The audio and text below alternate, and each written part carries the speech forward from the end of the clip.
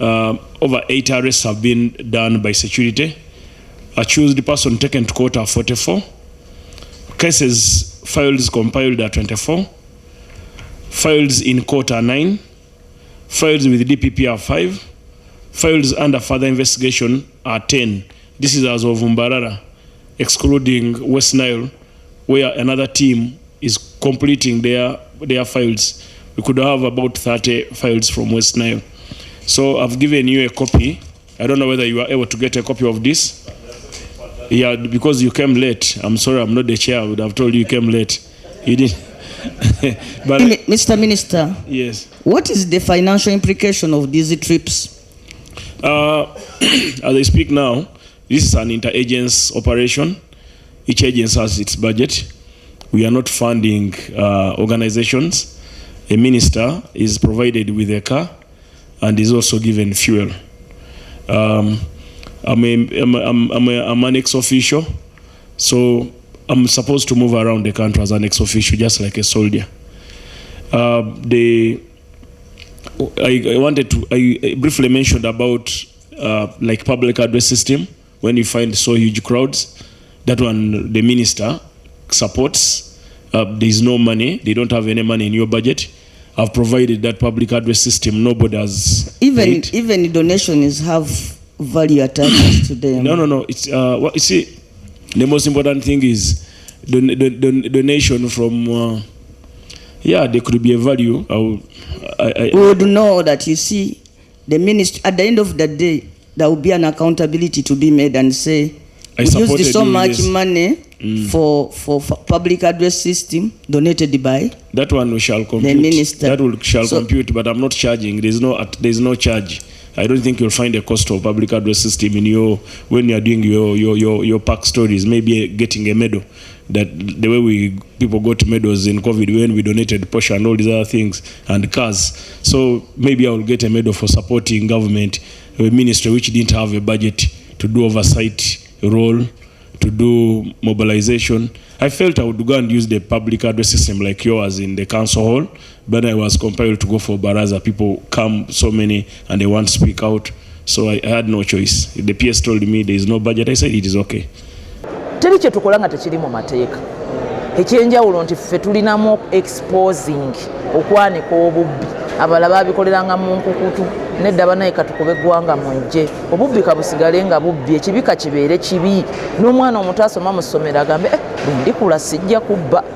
Engineer baamututte tekalinnya, akulira eddwaliro baamututte.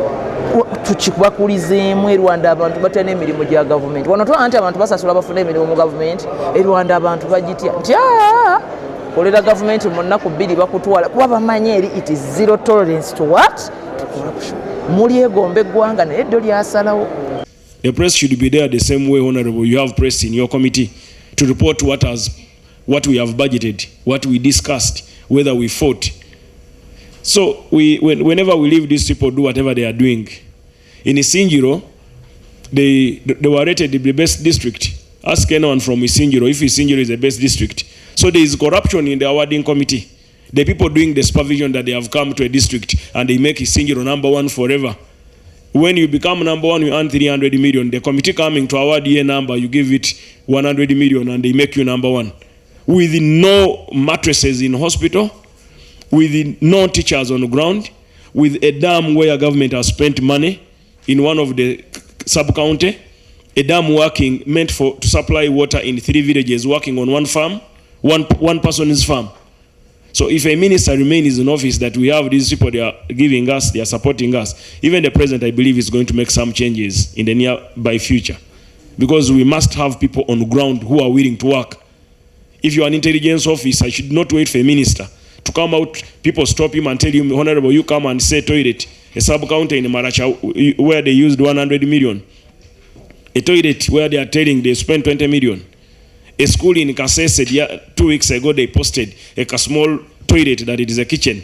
When I posted it, I said, Kasese, I'm coming. It took them 14 days to put a nice kitchen, expand it, leave the tank, paint it, expecting the minister to go to Kasese this Friday. I mean, let us do what we can. My work is to kuzuksa. Let me kuzuksa the system. I'm totally different. The way we touch things will be totally different. We shall go head on. Then the people who are working, I want to ask you, honorable members, in Mbarara district, where I don't know who comes from Mbarara here, Mbarara city, the mayor, the town clerk of Mbarara, chased away the procurement officer, sent away the CFO that is insane. He declared the CFO insane. She has been appointing someone to do the procurement. She makes the payment. You wind up. I'm trying to wind up. I'm giving you just a snapshot. If I don't give you a snapshot, Honorable Chair, I request for another 10 minutes. Mbarara, you take over a role of all the three positions. How will you combat corruption? They gave a road to make into Ochira Road. They missed out 200 meters. In the quotation or in the contract signed by Solicitor General, they added at the time of payment 216 million. You have auditors, you have park of the district, you have all these things working. So we should show these people that we know what you are doing, and they shall come for you, and it will not be a polite way. The polite way they know, it will not be the same polite way. This generation is totally different. This system is totally different. Let us be remembered that we stood for the country. They may think we are doing the wrong, but the corrupt do the wrong, and they want to be held in a right way. We shall not hold people in a right way. Madam Chair, I went to Bulambuli. There's a toilet, pit latrine, without a pit. But it's a pit latrine, quoted 73 million, properly roofed, commissioned by RDC. What thuggery is that? You commission a toilet, and 73 million is spent without a pit, and you're calling it a pit latrine. So I said, what if this RDC wanted to go for a short call, and he enters that toilet? Oh, he gets diarrhea, and he enters that toilet. What would happen to that toilet? What would happen there? Would he go on that cement and then says, where's the hole? What is it? Why can't we do due diligence as people working in the district? You have councillors, you have all these powerful people. So corruption is syndicated. And the way it's syndicated, I will take it on because I don't expect an envelope from any of them. I don't need an envelope from a cow. I don't need any facilitation. I've told Mr. Kumumanya, the PS, that the politeness president has told you several times. In Chankwanz, he told you, no more politeness. You either do your job as a PS to tell your people that they are coming for you, or we shall go for them. How many cows have you interdicted so far? Is there anyone interdicted without a reason? Are others not waking up? So we should stop being polite on these thieves. Everyone should do his work. Why should a cow spend 1 billion without supervising a road, the road they worked on? Honorable Namboza and committee members, in Ibulambuli, which is a mountainous area, the president has provided government has provided 1 million per family, people who are doing PDM. In Ibulambuli, I think they have now received close to 18 billion under PDM. These are mountainous places where farmers go to the mountain to work. So to bring their harvest, they must use those maram roads. I give you money to go and put maram. You bring ready loam soil, pour it on the road. Then a minister, good enough, I asked Honorable Simon Mulonge, fellow minister from Bugisu, accompany me to the inspection. As we are moving on a hill, his shoe remains in the mud. So I asked him, so Honorable, is this your maram, how your maram works? The mud to hold the shoelace. I said, now to hold your soul. I said, now I think now you know what has brought me here. Then the engineer said, that is maram. I said, okay, Honorable Fred Yamukama, can you give me some engineers? A team comes from Kampala. Take lab samples at 5 spots. Bring to a laboratory. 0% of maram. And you will see that case when it goes to court. They will say the man has no case. They will tell him go home. And the thuggery continue. Interdiction is 6 months. So the system of interdicting officers for 6 months, I don't think it will work. So what we are going to do, since you are the PAC of local government, I will propose to you very soon. Yeah, that's what I'm saying. We are going to change the law. And we make simpler decision making. If court is failing us, if the prosecutors are failing us, let us do a disciplinary committee in a given district. You built, they gave you money to build 3 classrooms, you built 1. We do, Local Government Amendment Act. We put those things. We should hold meetings in the parishes or in the village where a crime has been committed. And we call a committee, we budgeted as government to build 3 classrooms. This money built 1, the other money is not accounted for. What do we do for him? Sir, did you do it? Did you receive the money? Yes. So what do you want us to do? Forgive me. No. No job. Go away. You have children, Honorable Bachireke, who have graduated. They are jobless because nobody knew them. Because nobody has connected them. Because they don't want to sleep with the service commission. They don't have 20 million to buy a job. So this district service commission is another problem. Another nightmare. Another nightmare. And members, this one, support me, we fight it. Service commission, they have mastered it. They have someone they call the service commission secretary who manages the finances. And then you touch them, they run to equal opportunity. Equal opportunity, there is someone there in equal opportunity who listens to them all the time and he gives them breathing space. That time has also come to an end. So, Honorable Chair and the committee members, our move is to stop the wound from becoming a cancer. It will be done in that formula we are doing it. We are not using, like I want to inform you members of Parliament, Honorable Kumumanya didn't have a budget for public address system. But a minister where he's going, the people are welcoming him. He didn't have budget for monitoring barazas, those barazas you are seeing. So I thought maybe I would also go and maybe use a small public address system in their council hall to speak to a few people. But when you enter a council hall, before you leave, like from Barara you have seen and all these other places, Maracha, people are waiting, people are annoyed. People, they ate their bridge money. People, they ate their school. People are paying school fees, more money than they were paying before UPE was introduced. In a government school in Iganga, they are charging 100,000 for a primary school. But don't we have all these people in place? It's UPE. In Mbale, Mpoma Secondary. Mbale Mpoma Secondary, Honorable Chair, the secondary government of Uganda gives it 150 million. Another one, Mbale High, they are getting about 300 million per year. We have paid 28 teachers. In another one, you have given 56 teachers. They are charging parents 300 without food for a day scholar.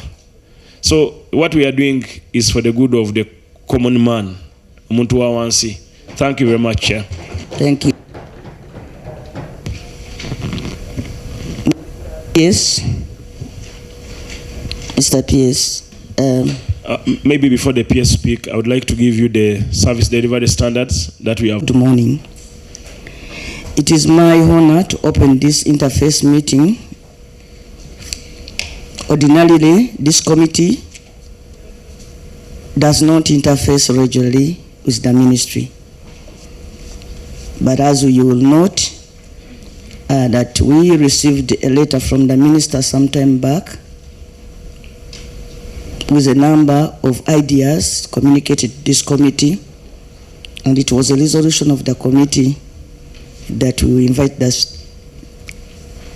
minister to come and interface with the committee, and thereafter the committee will resolve as per the requests that were communicated to us in his letter. This committee is established under Rule 188 of the Rules of Procedure of Parliament. For ease of reference, allow me to read. Rule 181(1) provides that there shall be a committee to be known as the Committee on Public Accounts, which shall consist of the chairperson and such a number of members as the House may determine. For your information, we are 39 members of Parliament on this committee.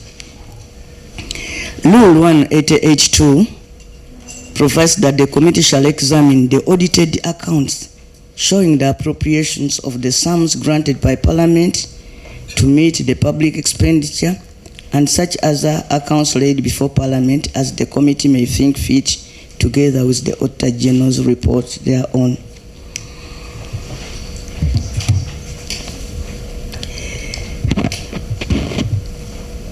The minister responsible for local government shall, in accordance with Section 9210 of the Local Government Act, lay before Parliament reports of local government public accounts committees on the examination of reports of the Auditor General, Chief Internal Auditor, and any other reports of commissions of inquiry. 2. The reports submitted by the Minister shall be referred to the Committee on Public Accounts, Local Governments. 3. The clerk shall receive the Auditor General's report submitted in accordance with Article 163(4) of the Constitution relating to local government accounts. 4. The Speaker shall cause the report to be laid in the House by the Commission, and the report shall be referred to the Committee on Public Accounts, Local Governments. 5. The Committee on Public Accounts shall, upon receipt of the Auditor General's reports under Sub-Rule 3 and reports submitted under Sub-Rule 1 from the Minister, consider and examine the recommendations of the Auditor General and the reports of the local government public accounts committees. And 6, that the chairperson of the Committee on Public Accounts, Local Government, shall present the report of the committee before the House for debate within 6 months of the referral of the report of the Auditor General to the committee. You'll excuse me, we change rules here very often. So I had lifted an old version of this rule, but it all totals up to the same. So pursuant to that mandate, we are here to hold to account all local governments as they execute their mandate under Chapter 11 of the Constitution of Uganda. Allow me also to remind us that Chapter 11, in brief, provides that there shall be a system of decentralized local government for Uganda, which shall be democratically elected and shall be basically the basic unit of government. That the system shall be such that appropriate measures are taken to enable local government units to plan, finance, and manage functions assigned to them, and that Parliament shall make laws to give effect to the provisions of this chapter. The intent was clear: to bring government close to the people with structures to check leadership, ensure accountability, value for money, and prevent abuse of office and embezzlement.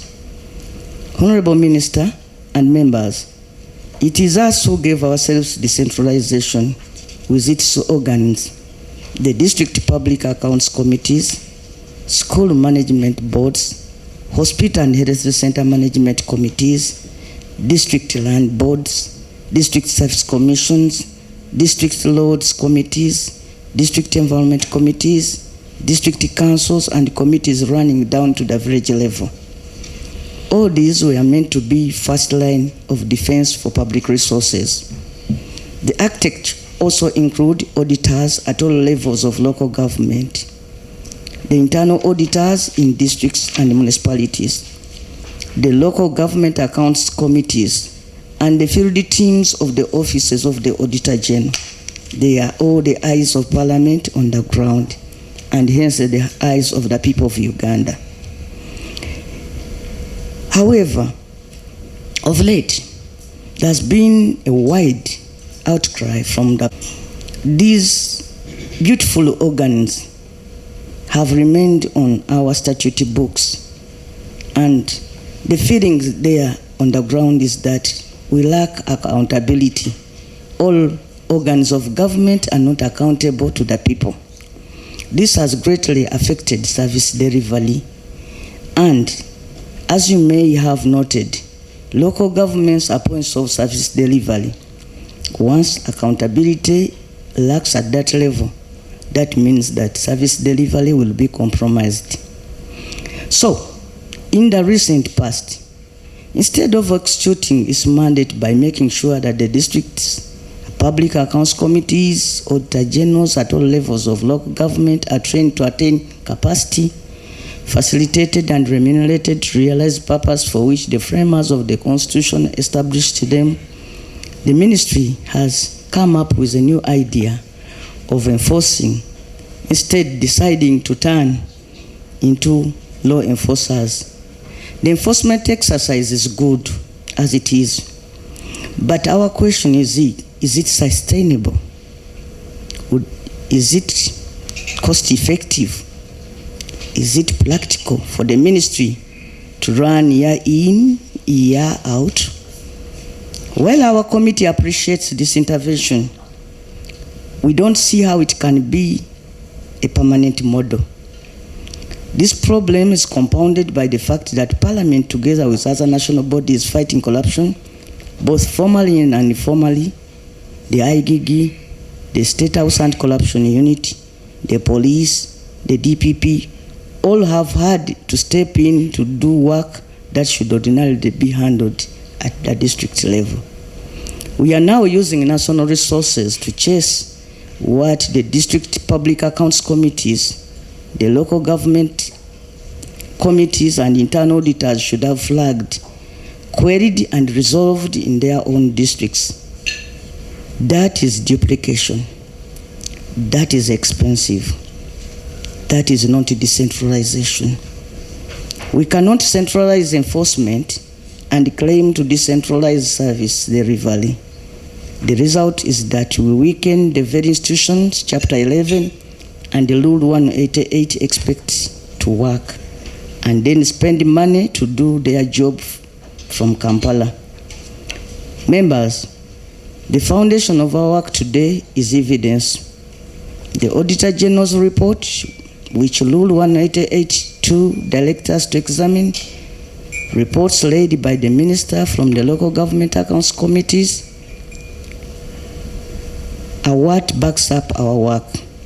I must state with concern that we already have a backlog of 5,000 local government reports and Auditor General reports pending before this committee. This backlog is not just a number. It represents schools without desks, health centers without drugs, roads half done, and money whose use we cannot account for. Equally concerning is that for some years the Minister for Local Government has not executed the role of laying local government accounts reports before Parliament. Without those reports, we are only seeing half the picture. So if you have 5,000 reports from the Auditor General, if the ministry had executed their mandate and laid the reports from the district public accounts committees, I think we would be talking about 10,000 or so reports. Honorable Minister, today we want to discuss 4 things. And we are not doing this because we are bringing each other, to conflict. We just want to work and serve Ugandans and support your work as you also support ours. Clearing the backlog. What is the plan? Does the ministry has to help this committee and therefore help Ugandans to clear not only the 5,000 pending reports we have, but also to bring all those reports that might be lying at the district headquarters from the district public accounts committees.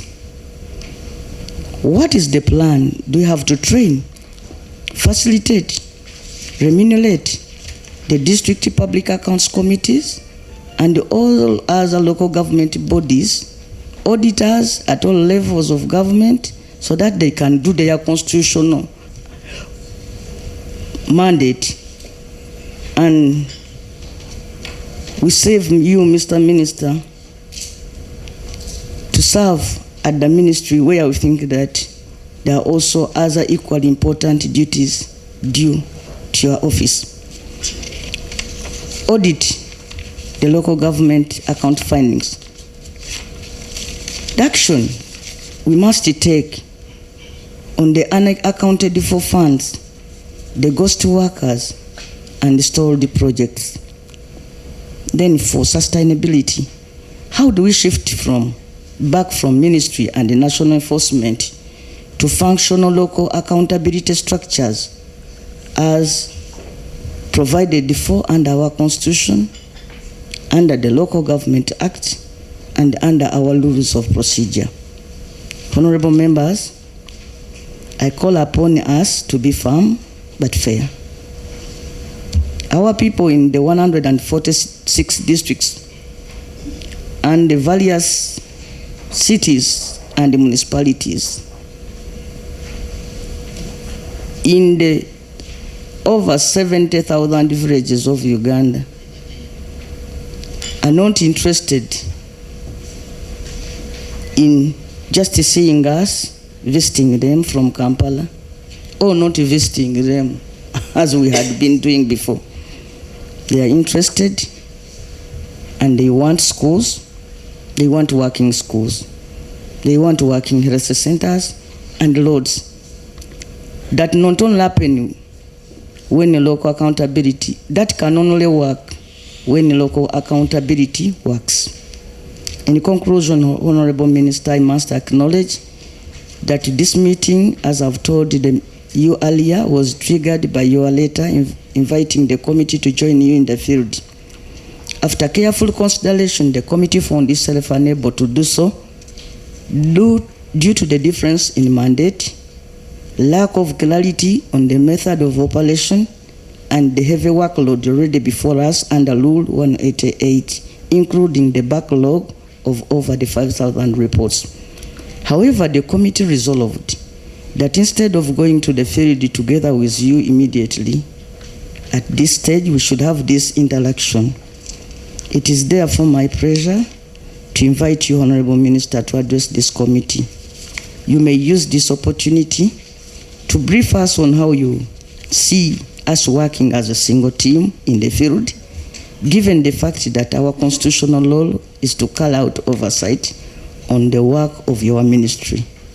I now officially declare this interface meeting open and invite you to make your remarks. I think there is something we call a constitution, which has the national objectives and directives and principles of state policy. That is before Article 1. They're setting out the principles and goals of which Uganda must be governed. Principle 26, we have what we call accountability under XXVI. I, trust of the people. I too, all persons placed in position of leadership and responsibility shall in their work be answerable to the people.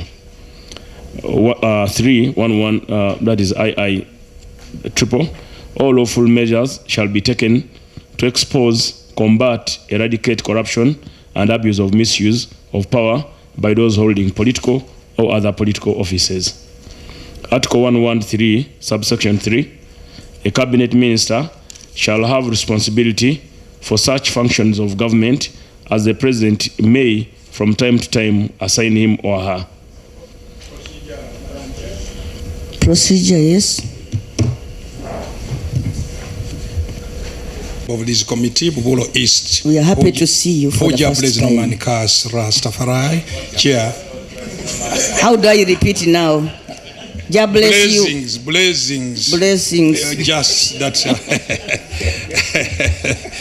So, Right Honorable Chair, reading from a text which we don't have, and that is the procedure issue I wanted to raise, so that we move together. I don't know whether...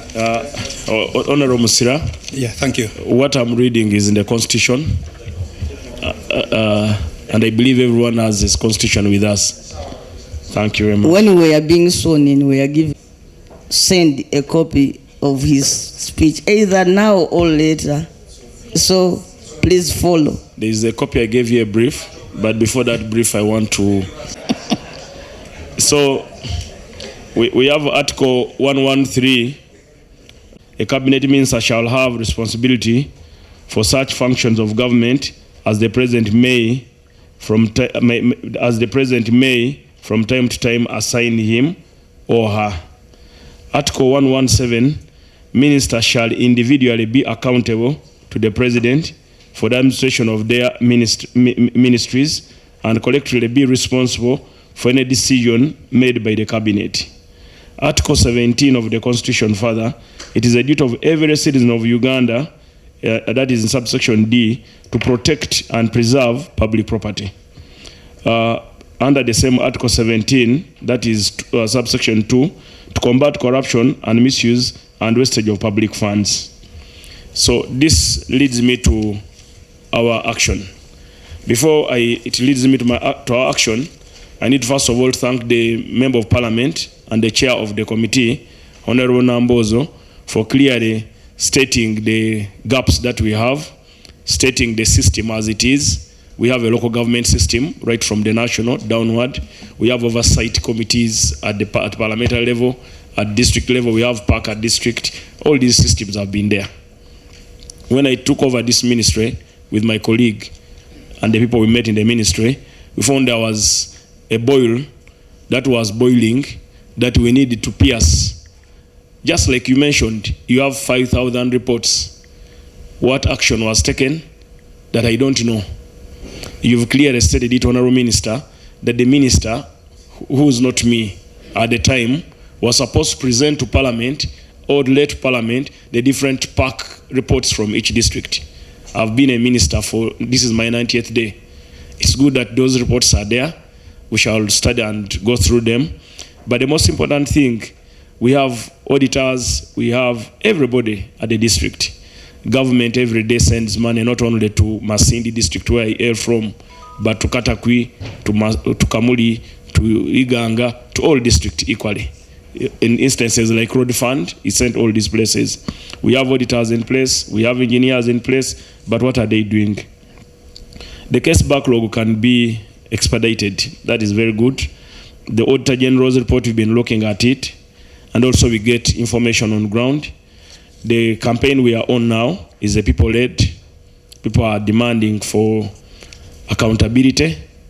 People are saying, you people, you send to us money. The President, you've been sending us road fund. What is the money doing? Our roads are dying. People are claiming Uganda government is sponsoring UPE students in city schools built by government, like the one I visited the other day in Maracha, at a cost of 2.8 billion. But on the same of that, still private students, government students who go to the school are paying 220,000 in a district where you have a RDC, you have a DISO, you have all these people. So many other things are on ground that needed urgent attention. If we go to Parliament that I remain in office, our ministry, luckily enough, we are 2 ministers. One minister will be working on these administrative things. Since she's a member of Parliament, I will remain on ground to remove the pus in the boil, to treat it with warm water and salt, put out bacteria to avoid getting a cancer.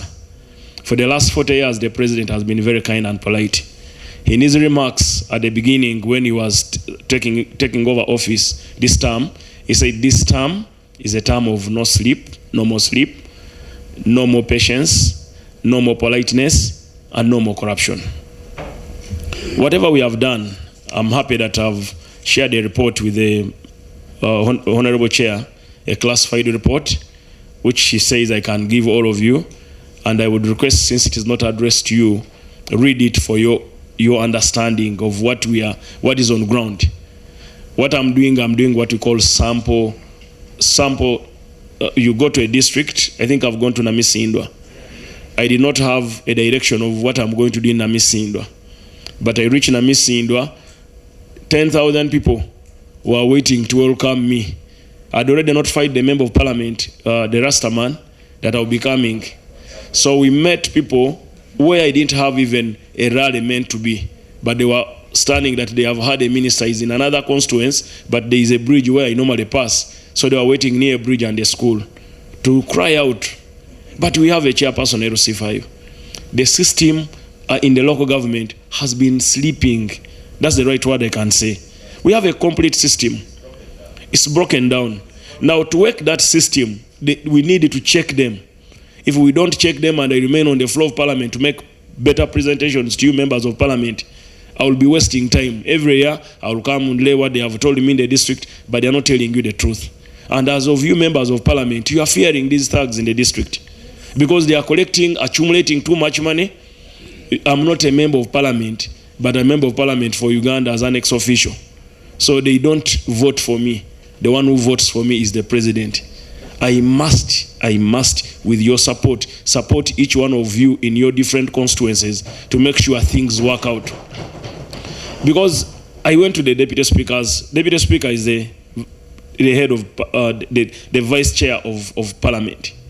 He told me clearly, the engineer John Baptist of Mitoma has been a problem. I've complained to Honorable Rafael Majeza. I've complained to everybody. But because there is the Local Government Act, where the district local government, the district service commission appoints somebody, so the all minister can do is investigate, PS interdict, all those other things. But the solution has remained, the problem has remained. Honorable Kainda Otafire, the general, the minister of internal affairs then, now the minister of environment, Kira told me the last financial year, we received 1.something billion for the road. No single meter of road was worked on in my constituency. Now, if you fear the technical people at the district, let me not fear them for you. Let me sort them for you. I'm not witch hunting anybody. When I started with Mbale, Honorable Chair, I went to Mbale district. I went to the referral hospital of the district called Busiu. I found a husband to a fellow colleague, honorable colleague, a member of parliament of Mbale. The husband is a DHO in the district. This DHO, with his cleverness, he went to Bongoko Central, a fat-rich constituency. There's a Nayuku Health Center. They put 7 ghost staff, earning salary, the remote area, the place is packed. When I reached the health center at 9 a.m., there was 1 gatekeeper and 1 nurse, and then there were patients, over 30. I asked them, when does the in-charge, a clinical officer, come? You see, if we don't do these spot checks, our system will collapse on us. So, when I insisted that give me the duty rota, show me when you work, who's working when. When does this person, how come they have ticked them every day they have worked? To have been the first person at the health center. How come everyone has reported for duty that they have gone for outreach? I asked which outreach. So he called, give me the number of one of them. Where are you? I'm at home. What are you doing? I'm chilling. He didn't know he was talking to a minister. But he told me he has gone for outreach and he has signed. So I asked State House and Corruption and CID and DPP. I was with them on the team. I told them, now, in this scenario, what do we do? Said, Honorable, this is thuggery. These people are not here. Let's make an audit. So they made an audit. They said there is a problem here. In a nearby center called Nayuku, I found a primary school next with 1,480 people registered. Only 700 people were on duty, were in class. When I asked the headmaster father, when I pressed the headmaster father, he said, we have 1,400. I asked headmaster, they are all in class? Yes, Honorable Minister. They are all there and they are happy, they are all learning. The teachers are there. Said, okay. He didn't know that I can count. So I told him this will take me about 5 minutes. I'm a businessman. I know how to count. I did my numbers. Now, headmaster, let's have teachers at the door. I'm going to count 1 class by 1 class. At the end of count, I had 701. I asked him, so where are the others? That he started now figuring. Honorable, can I talk to you? Can I have a meeting with you? Honorable, can I do this? I said, how much does government give you capitation grant? How much are you filing to get money from government? That is a sample of 1 school. I discovered 886 people have never registered in that school, but they are getting capitation grant. Who's losing? Don't we have PAC of the district? Don't we have DISO? Don't we have inspector of school? Don't we have education officer? It will take me 146 days to finish 146 district, but the district I live wakes up. I believe Namisindwa is not the same as it was when before I came there. Is it the same? So when I come to Mukono, the chairperson will be happy. When I went to Kabarole, I think the woman MP must be telling you, there is no district that I've gone and I leave a district as it was. When I come to Aswa, I will sort for you what is hard. 2, I went to Busuyu, the referral hospital of Mbali. The government put 19 workers, 3 casuals, cleaners and gatekeepers, etc. 16 nurses and 3 doctors. 7 midwife and nurses have never reported to the health center. They were appointed on the same day, given study leave on the same day, without reporting at the institution, at the station. But we have all these people, you've been sending them, you send all these people, they go there. So when a minister goes on ground, it is different from when you send institutions. I believe I should not be corrupted. I don't think Honorable Numbers will be corrupted when you make an ambush in your school where you know there are ghosts and you count. It is your duty. It is a duty of everyone, like I've read for you under the Constitution, that every Ugandan, under Article 17 of the Constitution, it is a duty of every citizen of Uganda to protect, preserve public property, to combat corruption and misuse or wastage of public property or resources. Honorable Namboze and the committee members, I believe what we are doing is to support the system, to awaken the system. When I wanted to stand for a member of parliament, I went to my chairperson of the party. I told him, Your Excellency, I would like to go and compete. My people are telling me you go and compete. Come, they will vote for me. He said, I've been seeing your rallies, but young people, you are misled. You don't know why I appointed you. Did the Banyoro know you before I made you a minister? Yes. Why didn't they tell you that time that go and stand as a member of parliament? Said, I want you to support me. I'm 81 years old. We have done our part as revolutionaries. So you, the young people, come and be our backup in the 76,000 villages, in 146 districts, in 10 cities, in over 29 municipalities, in 2,000 plus sub-counties. We must work. We must support these, our fathers and our parents, the fighters. So, Honorable, I believe I can read for you maybe a small thing here. Honorable Chairperson and honorable members of the committee, distinguished officials, ladies and gentlemen, the Minister of Local Government is grateful for this opportunity to appear before the committee and to engage in a discussion on measures to strengthen accountability in local government. The Minister values Parliament oversight, his continued engagement on matters of governance, financial management, and service delivery. The Ministry has undertaken several measures to strengthen accountability, improve accountability, functionality, and support better service delivery across local government. These interventions have focused on staffing, supervision, leadership development, policy guidance, performance improvement, project implementation, revenue mobilization, and follow-up on national priority programs. On staffing, the Minister coordinated recruitment for key positions in local government and at the center, contributing to an increase in staffing for critical posts in local government from 60% in June 2022 to 70% in June 2026. All staffing at the Ministry headquarters reached 91%. The Ministry is continuing to pursue the target of 75% staffing for heads of department, 65% for other categories of staff in local government. The Ministry also carried out an induction and orientation program for newly appointed technical officers, chief administrative officers, town clerk, chairpersons, mayors, in order to strengthen leadership compliance and operationalize effectiveness. In addition to the strategic guidance and management training program was organized to the chief administrative officers. World quarterly meeting for all cows and town clerks have continued to serve as a platform communicating policy, reviewing implementation, progress, and follow-up. I think it is on that point 4 when I invited you, the Honorable Chair of the committee and members of the committee, to join us for that induction, which was held at Imperial Royal Hotel a week ago.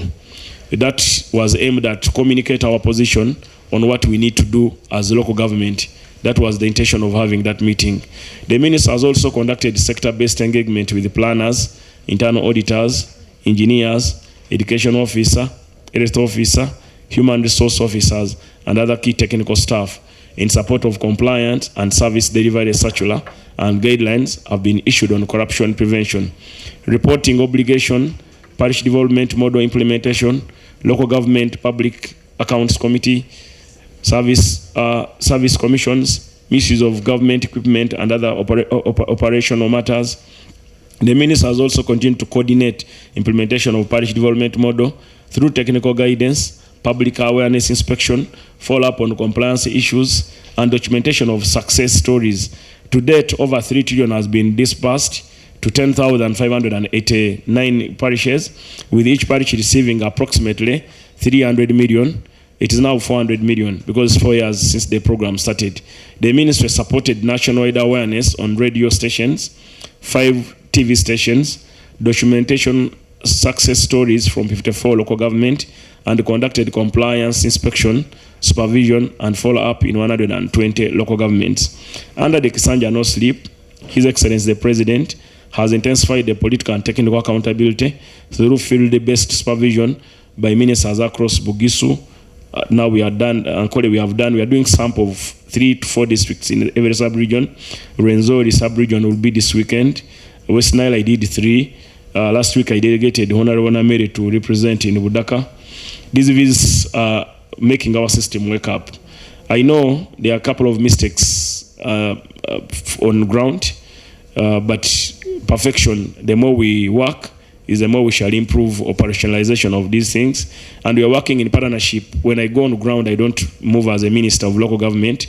I am accompanied by an officer from DPP, an officer from CID, a team from State House and Corruption, and a legal person from Office of the President or from the President, where we meet even the technical people at the district.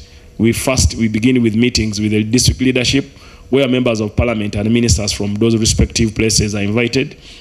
So we always do consultation. And sometimes now for Honorable Nameere, for her, she worked with the IGG's office. Now, under the Kisanja No Sleep, like I mentioned, we are trying to do checking on infrastructure, market, facility, roads, health, education initiatives. The chairperson, Chalaba Chideke, this weekend I went to Pakwach, where government budgeted for 900 million to do 1 kilometer of low surface, cheap surface road. I found the engineer had done 10 meters, but he had used all the money. He had only 12 million. When I asked him where is the money, he said money. So now I said, now we have all these systems. You have a CFO, you have a cow, you have RDC, you have DISO. For evidence sake, for how long are we going to lose money under impunity? So when people act with impunity, take them on. If you remain making reports and putting them in Parliament that we act, the Auditor General has made several reports, no action taken. The corrupt are smart. They will run and get a good law firm to defend them. The people we arrested, I will read for you a summary of a few people that we have arrested who have appeared in anti-corruption court. They did not spend 2 weeks. They have not spent 2 weeks in Ruzira. They have been given bail. What is happening with bail? Whatever we are doing. So it will be, it's not a Barugahara model or Balaam model. It is for all Ugandans. And I'm happy that your voters, the voters that give the president the mandate to appoint me also, the same voters who give you the mandate to become members of Parliament are now demanding for accountability. In a district local council like Isinjiro, start with the press. The press should be there the same way, Honorable. You have press in your committee to report what we have budgeted, what we discussed, whether we fought. So whenever we leave these people do whatever they are doing. In Isinjiro, they were rated the best district. Ask anyone from Isinjiro if Isinjiro is the best district. So there is corruption in the awarding committee. The people doing the supervision that they have come to a district and they make Isinjiro #1 forever. When you become #1, you earn 300 million. The committee coming to award you a number, you give it 100 million and they make you #1. With no mattresses in hospital, with no teachers on the ground, with a dam where government has spent money in one of the sub-county, a dam working meant to supply water in 3 villages, working on one farm, one person's farm. So if a minister remains in office, that we have these people, they are giving us, they are supporting us, even the president, I believe, is going to make some changes in the nearby future, because we must have people on the ground who are willing to work. If you are an intelligence officer, you should not wait for a minister to come out, people stop him and tell him, Honorable, you come and say toilet. A sub-county in Maracha where they used 100 million. A toilet where they are telling they spent 20 million. A school in Kasese, 2 weeks ago, they posted a small toilet that it is a kitchen. When I posted it, I said, Kasese, I'm coming. It took them 14 days to put a nice kitchen, expand it, leave the tank, paint it, expecting the minister to go to Kasese this Friday. I mean, let us do what we can. My work is to kuzuksa. Let me kuzuksa the system. I'm totally different. The way we touch things will be totally different. We shall go head on. Then the people who are working, I want to ask you, honorable members, in Mbarara district, where I don't know who comes from Mbarara here, Mbarara city, the mayor, the town clerk of Mbarara, chased away the procurement officer, sent away the CFO that is insane. He declared the CFO insane. She has been appointing someone to do the procurement. She makes the payment. You wind up. I'm trying to wind up. I'm giving you just a snapshot. If I don't give you a snapshot, Honorable Chair, I request for another 10 minutes. Mbarara, you take over a role of all the 3 positions. How will you combat corruption? They gave a road to make into Ochira Road. They missed out 200 meters. In the quotation or in the contract signed by Solicitor General, they added at the time of payment 216 million. You have auditors, you have park of the district, you have all these things working. So we should show these people that we know what you are doing, and they shall come for you, and it will not be a polite way. The polite way they know, it will not be the same polite way. This generation is totally different. This system is totally different. Let us be remembered that we stood for the country. They may think we are doing the wrong, but the corrupt do the wrong, and they want to be held in a right way. We shall not hold people in a right way. Madam Chair, I went to Bulambuli. There's a toilet, pit latrine, without a pit. But it's a pit latrine, quoted 73 million, properly roofed, commissioned by RDC. What thuggery is that? You commission a toilet, and 73 million is spent without a pit, and you're calling it a pit latrine. So I said, what if this RDC wanted to go for a short call, and he enters that toilet? Oh, he gets diarrhea, and he enters that toilet. What would happen to that toilet? What would happen there? Would he go on that cement and then says, where's the hole? What is it? Why can't we do due diligence as people working in the district? You have councillors, you have all these powerful people. So corruption is syndicated. And the way it's syndicated, I will take it on, because I don't expect an envelope from any of them. I don't need an envelope from a cow. I don't need any facilitation. I've told Mr. Kumumanya, the PS, that the politeness president has told you several times. In Chankwanz, he told you, no more politeness. You either do your job as a PS to tell your people that they are coming for you, or we shall go for them. How many cows have you interdicted so far? Is there anyone interdicted without a reason? Are others not waking up? So we should stop being polite on these thieves. Everyone should do his work. Why should a cow spend 1 billion without supervising a road, the road they worked on? Honorable Namboza and committee members, in Ibulambuli, which is a mountainous area, the president has provided government has provided 1 million per family, people who are doing PDM. In Ibulambuli, I think they have now received close to 18 billion under PDM. These are mountainous places where farmers go to the mountain to work. So to bring their harvest, they must use those maram roads. I give you money to go and put maram. You bring ready loam soil, pour it on the road.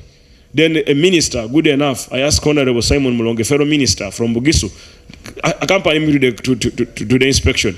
As we are moving on a hill, his shoe remains in the mud. So I asked him, so Honorable, is this your madam, how your madam works?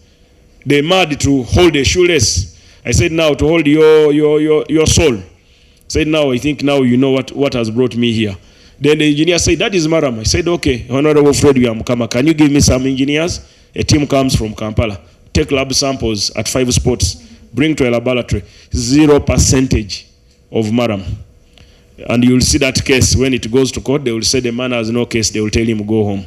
And the thuggery continue. Interdiction is 6 months. So the system of interdicting officers for 6 months, I don't think it will work. So what we are going to do, since you are the PAC of local government, I will propose to you very soon. Yeah, that's what I'm saying. We are going to change the law.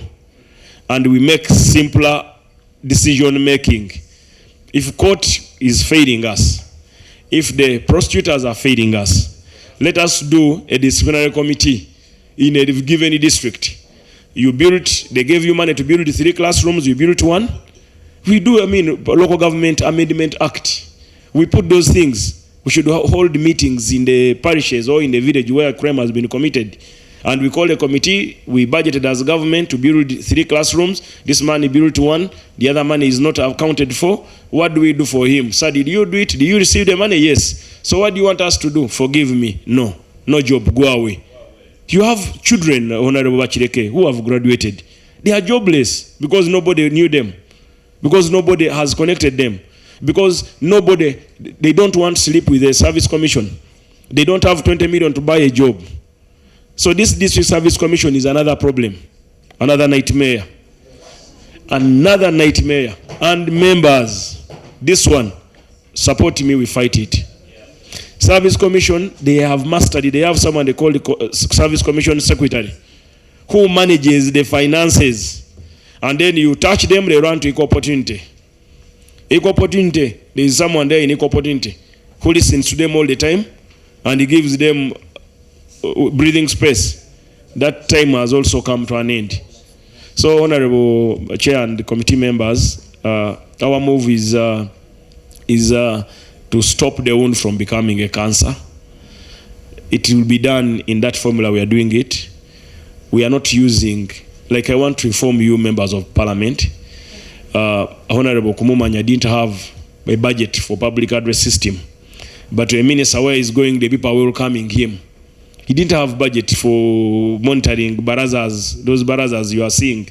So I thought maybe I would also go and maybe use a small public address system in their council hall to speak to a few people. But when you enter a council hall, before you leave, like from Barara you have seen and all these other places, Maracha, people are waiting, people are annoyed. People, they ate their bridge money. People, they ate their school. People are paying school fees, more money than they were paying before UPE was introduced. In a government school in Iganga, they are charging 100,000 for a primary school. But don't we have all these people in place? It's UPE. In Mbale, Mpoma Secondary. Mbale Mpoma Secondary, Honorable Chair, the secondary government of Uganda gives it 150 million. Another one, Mbale High, they are getting about 300 million per year. We have paid 28 teachers. In another one, you have given 56 teachers. They are charging parents 300 without food for a day scholar. So what we are doing is for the good of the common man. Thank you very much, Chair. Thank you. Yes, Mr. PS.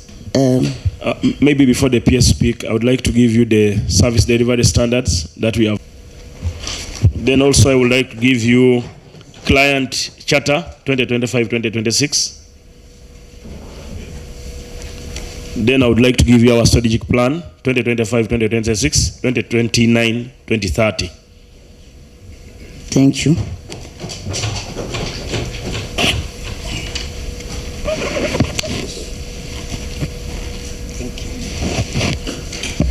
Now, Mr. PS, that the committee has been coming up at PDM whatever, which we cannot really access on the market. Can you please arrange to send them to members? Yesterday I was reviewing a number of reports and I continue giving us more literature Mr. Minister, would you mind if we... You see, the man 81 years told him, man, I'm feeling tired, go and do that thing for me. So thank you, Mr. Minister. Mr. Permanent Secretary, you have heard your minister. He's doing the work advice of the ministry. May I know, first of all, when you came to the ministry? 2016 December. 16. So you have been there for a while, and you have heard all what he has been saying. Most probably you accompany him to some of these. Would you mind if now you address this committee on the technical? You had there's issues I raised because the minister is a politician and he has given the political accountability. Now give us the technical accountability. Yeah, thank you. That decentralization was captured in the Constitution. There is a Local Government Act, and many organs were given responsibilities to cause the system to work. But somewhere, somehow, all the systems did not work. And I think when His Excellency says no more sleep, I think it's a confirmation that for one reason or the other, many systems were not working. For example, when I came in, I found there were even no staff in local governments. And so, we said, before you do anything, you must have staff. So we have been fighting all the time to make sure we have staff. That was one intervention. The second intervention, we found that local parks, these parks, they were not doing anything. So we now trained them. We have trained them last year, 24, 25. We found that small equipment like even printers and computers were not even available. So we mobilized resources. We were able to give printers to planners. We were able to give printers to CFOs, internal auditors. So over the period, we have been building the capacity. And we can say that now the people are there, the trainings have been done, the equipment has been given. For example, one of the issues was that an LC3 chairperson cannot even check on a road or a bridge because they don't have how to reach there. So we looked for resources and provided motorcycles for them. The whole idea was that we stop any excuse. Now last year, because we had also another debate, LC5s would say, you want me to go to bridges, you want me to go to schools, how do I go there? We mobilized resources, we provided a pickup for each of the LC5s. So what I can say that now, there is no excuse. And that's why the minister can go in, and you have not had anyone complaining. They know that they were trained, they were equipped, they are in place, they have resources are being given, and therefore it is time to separate the wrong and the right. And that's why we are supporting this move wholesomely to make sure that we now clean up. But also 3 years ago, we came to Parliament and said it's time to review decentralization, change what is not working, and leave what can work. But I wish to report that that was never honored. We had already seen that there is a problem. These systems are not giving us the results that we need. And we wanted to open it, to get discussed, so that people can give new views of how we can manage service delivery. But of course, I have also to mention that wrongs are there, but of course, if you go in the countryside, you will find also that some people have been able to do some good work. I normally quote an example of Health Center 3 at Sofia in Busia municipality. This was a place which was just in place as a place for Magendo, for cross-border trade. But decisions were made, and that facility is I tell you, one time, I had an health center too at Goma. It is located at a place called Inyanja. It was rated the best health center too in the country. I was overjoyed, and I went to inspect, and to honor the staff, and my people had been, classified as the best. Do you know what I found there? That the health center had no toilet, but it was the best. I had to use my personal money to build a toilet for the health center. So these are your best You are saying there is a health center here which was the best. Mine was rated the best without a toilet. And then it was the best, by the way. So the issue of being the best, talk about the facilities that on the ground. Chair, information. The minister, now as you guide, I want to guide you. The minister has painted a picture of, failure. And you have been in the ministry for 10 years. They are interdicting cows, engineers, nurses, assistant nurses, messengers, security guards. You are the head of the technical service in that ministry. So address this committee particularly in that line. Either by saying you disagree with the minister, that is not the picture, or explaining, really, justify, give reasons why you think that you should not be the one to be interdicted first. Yeah, thank you, Honorable Chair. What I can say is the system has very many actors. And I think, and I completely support the statement of the minister, not even now, but since he came in. And all these actors that are in the law, somewhere, somehow, did not do their job. So it needed a time to have like the minister come and question all this. Because all these agencies and government systems and operators have been around, but they have not raised it. So I think what we can do going forward is to really appraise what the minister has done and put in place all that it needs and takes to correct these things. So that's what I can say, because we have been moving, but the question, moving at what percentage? But I think the most important thing is that the time for restructuring, the time for policy reform, the time for legal reform is now. Because for us, we saw it, but we needed resources. We did not get resources to do that reform. But now, let us do the reform, restructure, remove what doesn't work, and put what works so that we make sure we can serve the people of Uganda. But otherwise, Auditor General has been in place, IGG has been in place, all these institutions have been in place, and reports have been there. So it would even be not fair to blame one person out of that system and say it is this person who must answer the shortcomings of these issues. I submit, Chair. Interdicting cows. Why are you blaming only the cow for system failure? Because you were the chief. And the minister is saying, I'm waking up, sleep, people, lot in the system. And true. Every one of us here agrees that that is what is happening. And you are our technical arm. For us politicians, we observe, but we don't touch the money. If you have a ministry, under your ministry, a pit latrine without a pit is being launched, and you are saying that it is a failure of a system, not you, your office. Whom did you interdict before the minister raised this?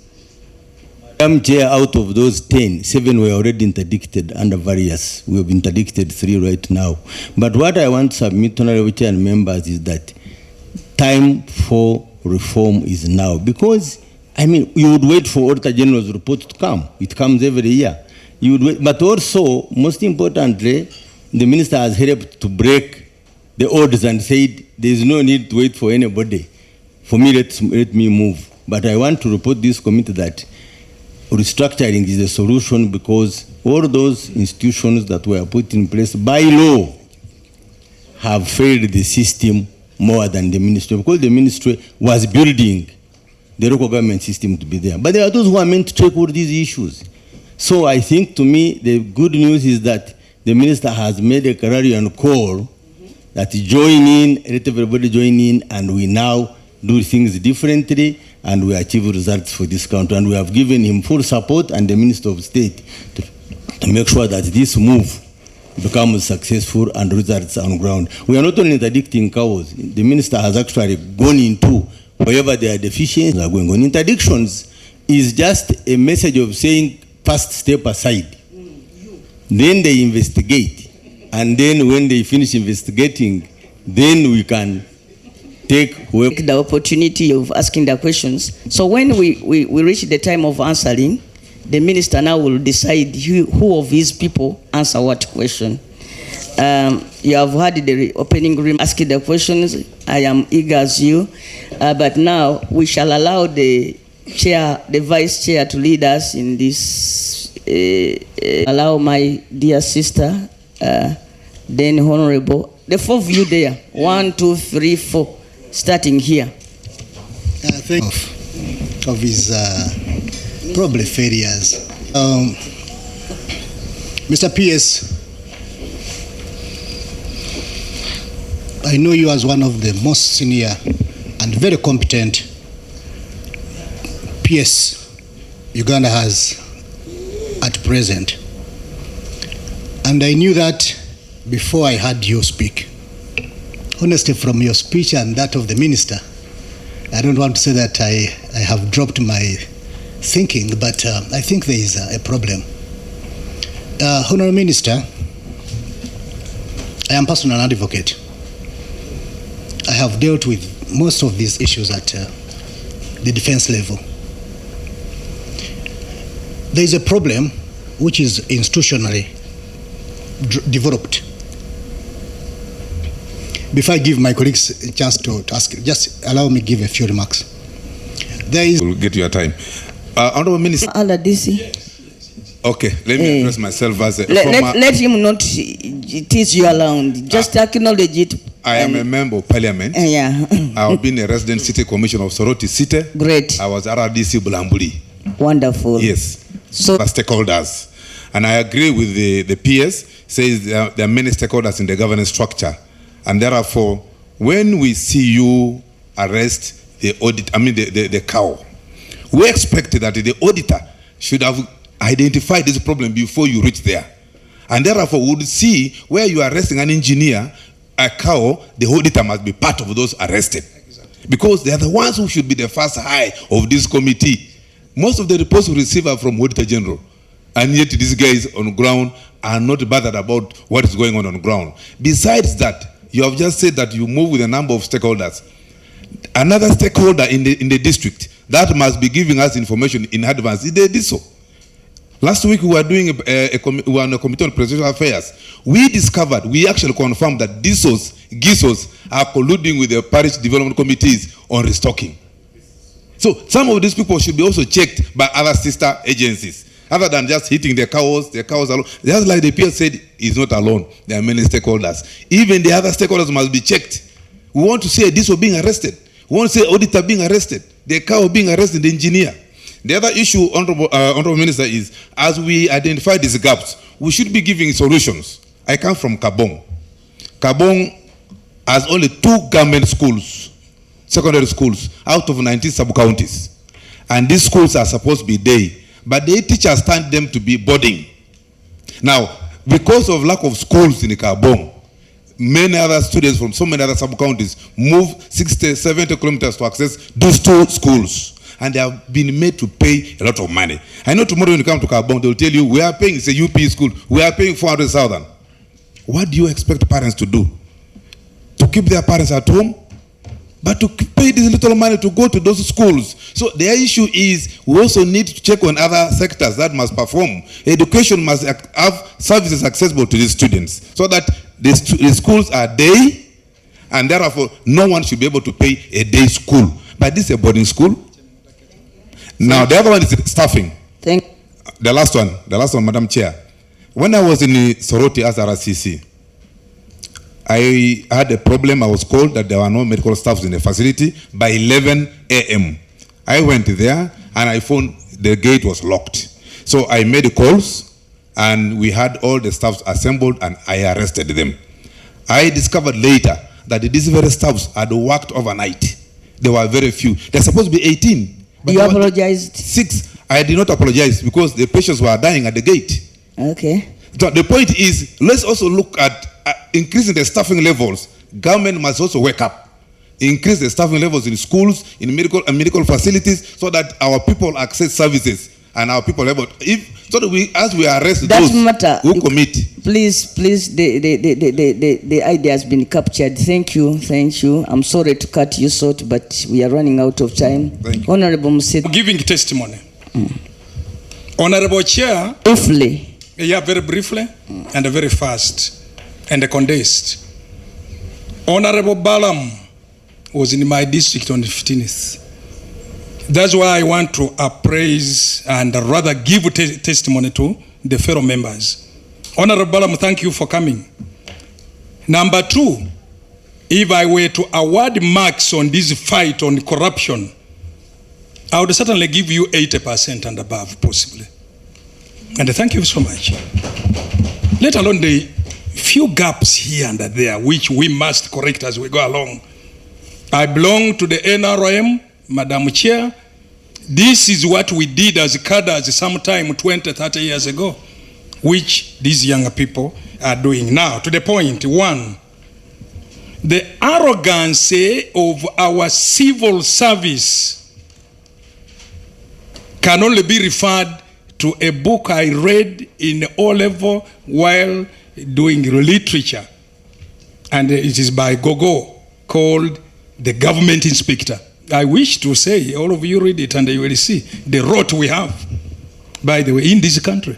People doing things with impunity. They don't care. They don't care at all. Madam Chair, Honorable Balaam was in Magare, yes, and it is me who blocked him.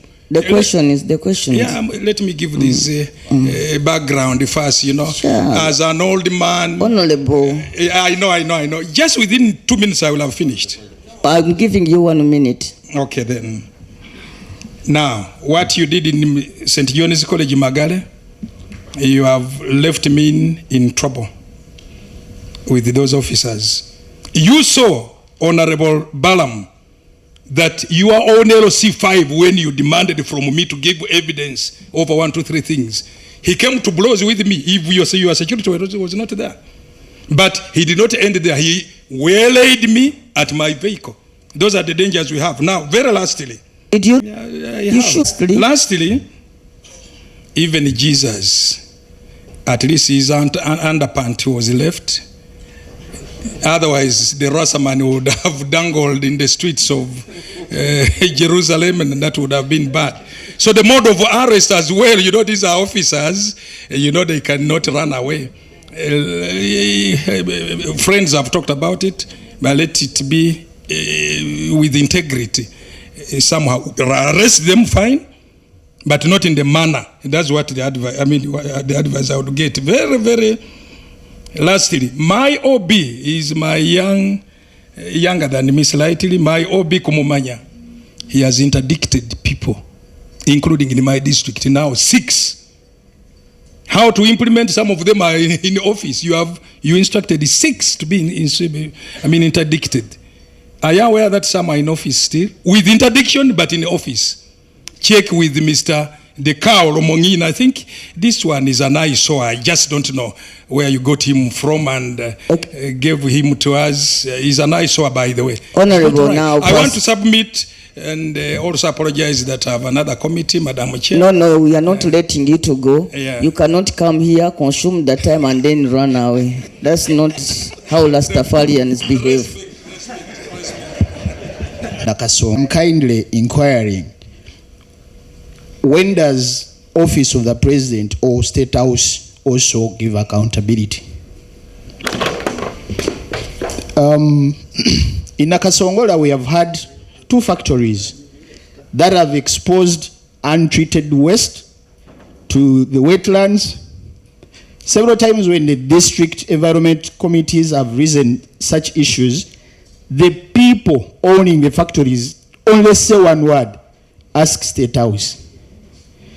Our climate, our natural resources have been depleted, severely affected, but every time when we need questions, they tell us, go to State House. Honorable Minister, you have showed deep-rooted disappointment with how several sectors of government have failed to do their work. We also want to know if State House has failed to do its work. Thank you very much. Yes, I will start there, Honorable. 1, 2, 3, 4. Yes, I start with you. Yeah. Yes, I start with you. With him. Yes, and 4 people coming this side. Thank you so much. for this Quickly, opportunity. 1 minute. Okwi Constantine, Kibale County. I saw him grabbing the microphone and couldn't do much. Yes, Jimmy Sam, my names, I represent Kisoro Municipality. Chair, I want to thank Honorable Minister for the work well done. Because in my district, people have been saying, when is the minister coming? When is Balaam coming? And they're anxiously waiting for him. They have so many allegations.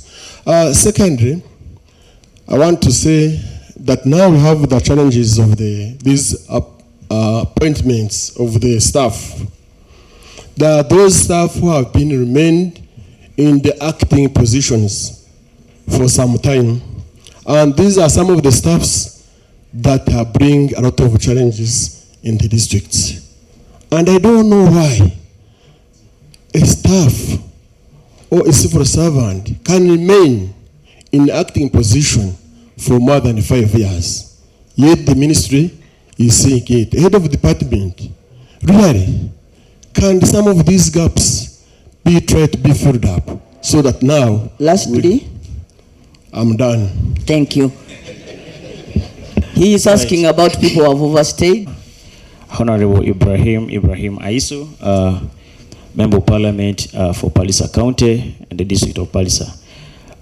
First and foremost, Chair, allow me to appreciate the works the minister, the two ministers are doing in our local governments. Chair, through you, I just only wanted to put two things across. One is that the minister, I haven't heard him talking about the agricultural extension officers. Remember, right from the production officers down to the sub-county agriculture extension officers, we have so many questions as to why many of these activities are not doing well. And then two, we have people, I don't know, I wanted to know who are those responsible in awarding the best districts in performance. Because if you give example of Isingiro and then looking to other districts in their performance, then we have a very big challenge. Still, this area also needs to be looked at. Then thirdly, thank you. Thirdly, and it's the last one, yesterday I was in my constituency and I took part what the ministers are also doing. Remember, Honorable Nameere was in the nearby district of Budaka. That is almost, a district was cut from the district of Palisa. Yeah. Still, as these people, the community, when they saw me coming, they thought that it's the ministers who have. But still, it was an alarm to them that we need to be awakened. But why are we only waiting for the ministers? What is our responsibility as we leaders from the constituencies? Implying that... Answer that question. Chair, the movement and the monitoring activities taken by the ministers, it now pushes us to get to know the roles of the members of parliament. This is now where we need to also now put a hand in supporting the ministry. Okay, so that whatever service commission has been there for long, and the secretaries on district service commission are appointed by the cow. So this goes now to the PS. How have you taken this action before even the ministry coming in to look into the district service commission? Thank you so much. Yes, Honorable. Chair, I just want to thank the two ministers for the fantastic work you are doing. I think your method is working. You should make sure that the thieves don't have a space in our local government. Honorable Chair, the report of the Auditors General and that of IGG can be used for further investigation, for prosecution. You have said that we have over 5,000 backlogs. And I don't know whether the Honorable Minister and the PS have looked at these things. If there is any material misstatement, where there is fraud, there is theft, when are we going to prosecute these people? What action have we taken? Because the report of the Auditor General's report would be... I think that is question. Yes, okay. Let me move ahead. I will answer you. It is also alleged, PS, that the guys in the local government are corrupt because they work with the people at the center. So how much accountability do you, Mr. PS, and the team here have? Because that is why even others are talking about setting a select committee or an investigation at the higher level. So that is the allegation which is going on in the public. Thank you. And the last one, the policy reforms that we have talked about, PS, we need to have it that cures what is happening at the local government and the center. This is what we call the government standing orders, Madam Chair, is not working. We need these reforms as fast as yesterday. I thank you. For the record, I am Luluk Fidelis Lugwe, Member of Parliament, Napora West. I want to thank the Minister and his team, and particularly the Honourable Minister of Local Government, for whatever he's doing. I would imagine that we have 100 Balams in this country. I think we would have fixed our country with his colleague, the Minister of State, Local Government, Honourable Justin. Honourable Chair, I have 1, 2 to 3 issues to put across. One, before we came for this meeting, we had other discussion where a concern of the local government public account committee reports have never been put forward before the committee. And I've been wondering what should have gone that we as a committee have not been able, or the committee has not been able to handle those reports. And this goes back again to the functionality of the local government public accounts committees in the districts, where recommendations and whatever they agree is never implemented. And again, the second one is I go to the responsibility of the local government ministry has always been to do support supervision. And I come from one of the new districts in this country, that is Karenga district, where in the past 5 years, you would find many of the heads of departments were acting illy qualified staff. And I do not know whether the role of the ministry is only just to go and do the inspection and generate recommendations, and there's nobody who enforces recommendations on how to fix those problems. Sure. Thank you.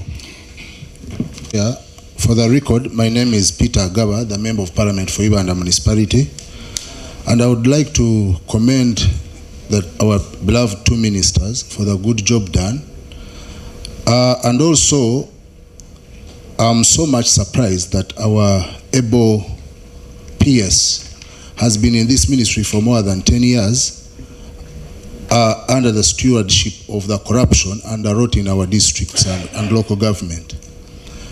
I would like him to tell us how has he been acting towards the corrupt people down there in the districts before Honorable Balaam and Nameere came on board. Would I be wrong if I say that he has been spearheading the corruption in the districts? Because, for example, in my district, even where I come from, we have a cow who retired long time ago, and they have been renewing his contracts year in, year out for more than 3 times in a row. Can we say that there are no capable people out there that can come and occupy these offices and do better jobs? Why are they renewing someone's contract year in, year out, yet the rot is in there? Mr. Balaam and team, I would like you also to check on the people that award districts for best performance. Ever since like 5 years back, my district has never gone beyond the 3rd position in performing better, but when you go on ground, you can hardly see what they have done. And this business of also saying that politicians are not embroiled in corruption, yet they are the overseers, it should also be tackled. An LC5 shouldn't come and say, me, I'm clean, when you are seeing your cow, when you are seeing a person in charge of jobs being sold in a district, is just seated just folding legs. Thank you. It should stop at this. Thank you so much. Tim Bernard, Member of Parliament for Maruzi North County in Apache District.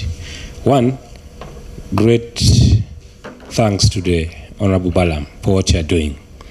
Now, to the PS. I remember we sat with you in a meeting at the OPM for restocking. Please, out of the 80 billion that government gave, more than 40 billion has been stolen.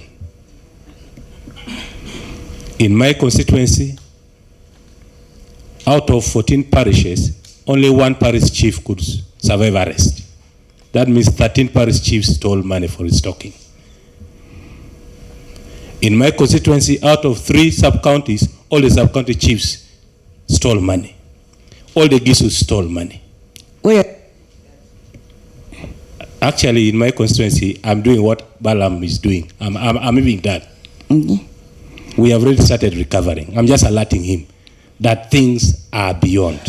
Now, to Honorable Balaam, I would request that let us now aim at recovering money. Because this corruption, you can arrest everyone and leave no one. So let us not only aim at arresting. There are those who are willing to refund the money. Let us recover the money. In my area, as I'm telling you, over 60 million has been recovered for the restocking. And more are paying. Over 40 billion, I can tell you. That is in my small area. But what you must know is that Honorable Pex gave an example of a town clerk whom he caught red-handed and refunded the money. Because how many people are you going to arrest and jail? Let us aim at recovering money and jailing can come. Because jailing is costly. Prosecution is costly. Madam Keeping Chair, them in jail is costly. I recovered money from a town clerk, 57 million from Soroti City Division West. I recovered money from a cow in Bulambuli, 50 million in 2021. I think the ministry has heard, and the minister... Yes, lastly, the 1 billion road fund, accountability comes to your office. In 2024, I got accountability of roads that they claimed had been constructed and never constructed.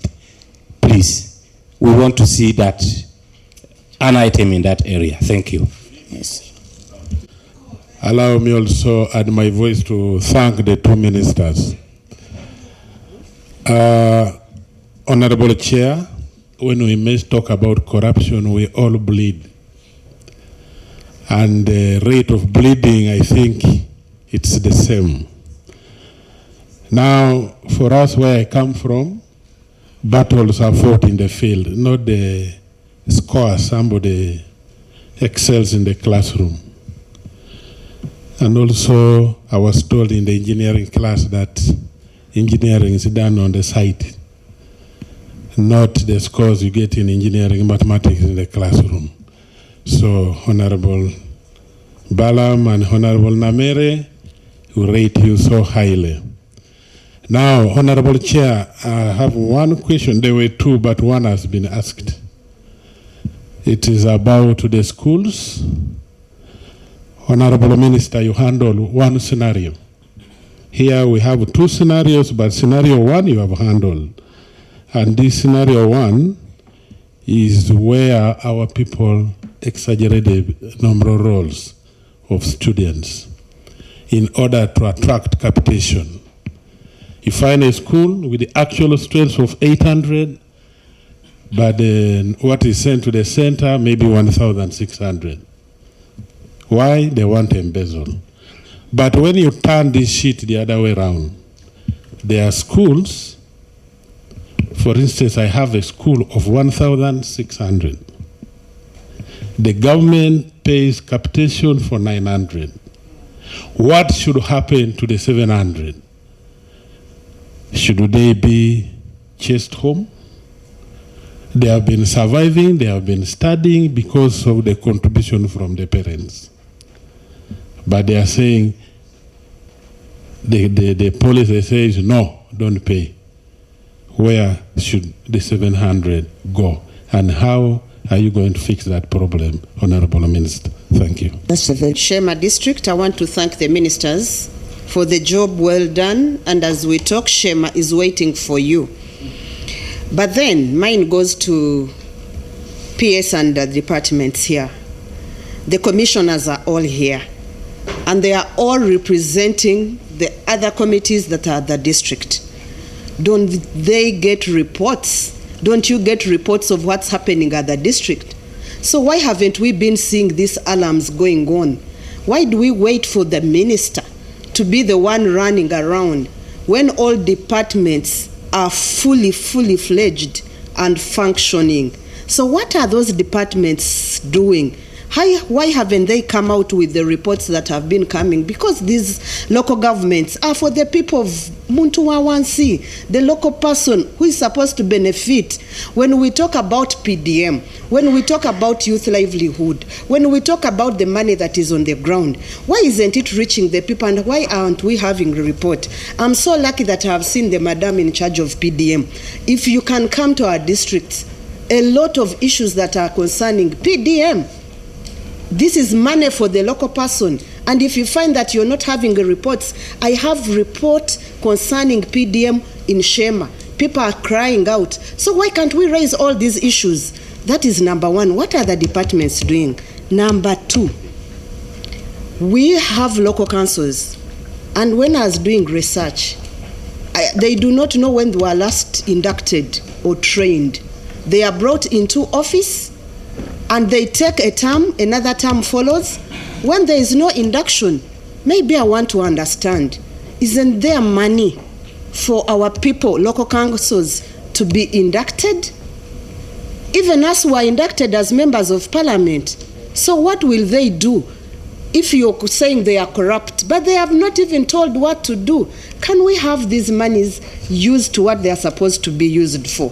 Kindly I ask. Thank you very much. Yes. In your different protocols.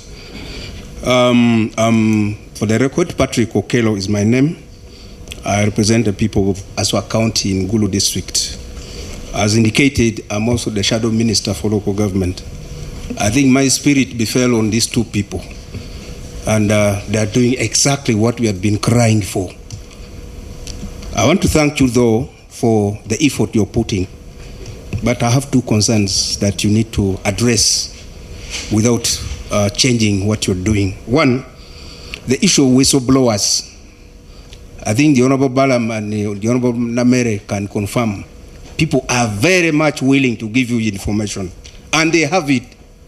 I think the Honorable Rastafarian was almost manhandled because of the whistleblowing. If at this level, that is what can happen. What about the people we are leaving behind after the visits? So I think we need to be technical and find a way. Because when you pass by one of the health center, which was rated as one of the best in Gulu, Chwero, where you went, and you saw what happened. Up to now, the ambulance, which is supposed to be there, stays in town. The arrogance that these people have. It is very sad. So I think you need to find a way and guard against those who would be volunteering information. Thank you. That is not, I still have one. Madam Chair, you yes, wind up, please. Yes, as I wind up. Two is on the issue, let me go to the PS, and maybe the rest of my gentlemen and women who have come to accompany him. I'm so surprised that the way we are talking is as if we didn't know that these things were happening. When some of us who have come to this parliament for the first time were down there in the community, we knew about this faking of the list of the pupils in school. We knew about all this that was happening, these ghost projects. But I'm so surprised, and I feel so sad when I have very competent people, I presume, like you, to help our people account for the monies that we have there. Did we just know today that there are schools which are government PTA schools and people were paying money? Are we just knowing today? What have we done about that, my people? If you go to my constituency, it's one of the poorest in the country. And parents are being asked to pay. It's so sad. And we have UPE. We have you people here.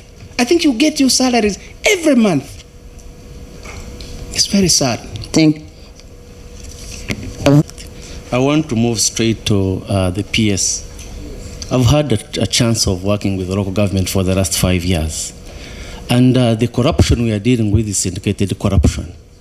At one point, we had our cows permanent on station. Now we have them transferable, which I think has reduced the number of cows being implicated. And we have, for your information, we changed the policy because originally cows were employees of districts. We changed it up to policy and gave the PS powers over these cows so that he could transfer even even punish, because they said at the district these are politicians, they cannot be able to supervise these cows. We changed the policy and gave him powers over those cows. So yes, so I'm picking from the same chair. The masterminders of corruption at the district are the heads of department. Why can't we have the heads of department also transferable to break the corruption chain? Because you find that the DHO is working with the engineer, is working with the procurement officer. They are the ones to look for the contractor. The engineer is the one to do BOQs. Now the DHO is the one to select which facility to work on. Why can't we have the heads of department, since we pay them now, they divide their payments. Since we have them well paid, why can't we have them transferable so that we break this chain? That is one. Number two, it's up to us here, please, to change the policy. So number two, because is it transferring a punishment, really? No, we need to break the chain. We need to break the chain. We need to break the corruption chain, because it starts from one department, crosses to another department, because they are all feeding from the same source. So if we have the RDCs, the cows transferable and so on, let's have heads of departments all transferable. Number two is on the system. The local government has the system they use to run all the transaction. When you go to local government, you already hear that I've uploaded the transaction in the system. You will not know. The politician, the heads, the political heads, they cannot know what has been approved. They cannot know when the release is done. They cannot know basically what is going on. What is the problem in the heads of the political heads getting access to the system? We have all the people are educated. They are at least computer literate. Why can't we also, heads and political heads, we have secretaries of department. Why can't a secretary of social service get access to the department, to the system, and know so much has been released or so much has been uploaded to the system than hearing from the beneficiary who are the technical staff? Number three, we need to protect. We need to protect our minister. We want to congratulate our ministers for the work well done. But you can see he's already having a challenge. He interdicts and people still remain working. He orders for arrest. Later on, they are released on bail. And this committee, Bwana Chair, on induction, you are told we have powers of High Court. How can we help the minister to have these cases put in record and these people are punished? I thank you. Thank you so much, Chairperson. I want to take this opportunity to thank ministers for joining hands together and wakening up our districts and our community. For the case of record purpose, I'm Ann Kansime, Woman MP, Rampala District. My concern goes directly to PS. There is a statement which always these technical people always say that for them they are governed by public service standing order. That even though the ministers or politicians will bang the table, we have no voice on them. So how are you ready to come in as the head of the department to help the politicians so that we can have a counter which is corrupt free? Another thing, there is this challenge of transfers. You are saying it's good, or actually may I call it, you transfer problems. You find someone has a problem in Rampala district, tomorrow you transfer that person to Mukono. I don't think that you have solved the problem. Before you transfer someone, before you go into transfers, I would request if you can first assess, analyze, then you see how you can handle the challenge as you transfer that person to another station. Thank you. Then another thing, finally, Bwana Chair, there is a challenge. This one it's a concern which I want to raise before the minister. Yes, you've been raising an alarm on poor performance, especially in health centers and schools. But we have also a serious problem down there. We have what we call understaffing.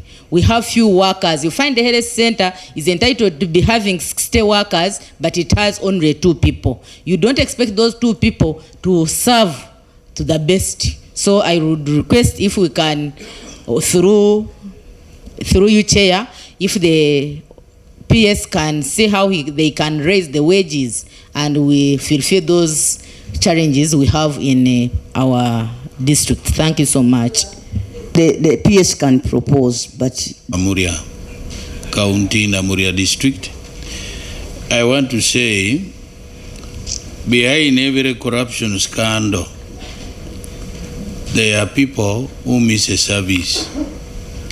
And that brings me to ask the PS, are you aware that you have stubborn cows that they believe their godparents are in the headquarters and that they cannot be touched?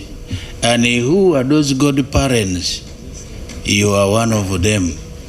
And that means you know them, and stubbornly they can do what they do, well aware that you are covering them. So that the strategy would be to transfer. I have never had a district that is saying for us transfer a stubborn cow. We want a stubborn cow who doesn't do work. Every district wants a cow who performs. Number 2, I go to the minister. The minister, are you aware that there are roads that they say are from the headquarters, from the ministry? And those roads, the construction takes place by companies or contractors procured from the headquarters here, and they cannot be supervised by engineers down the road at the district.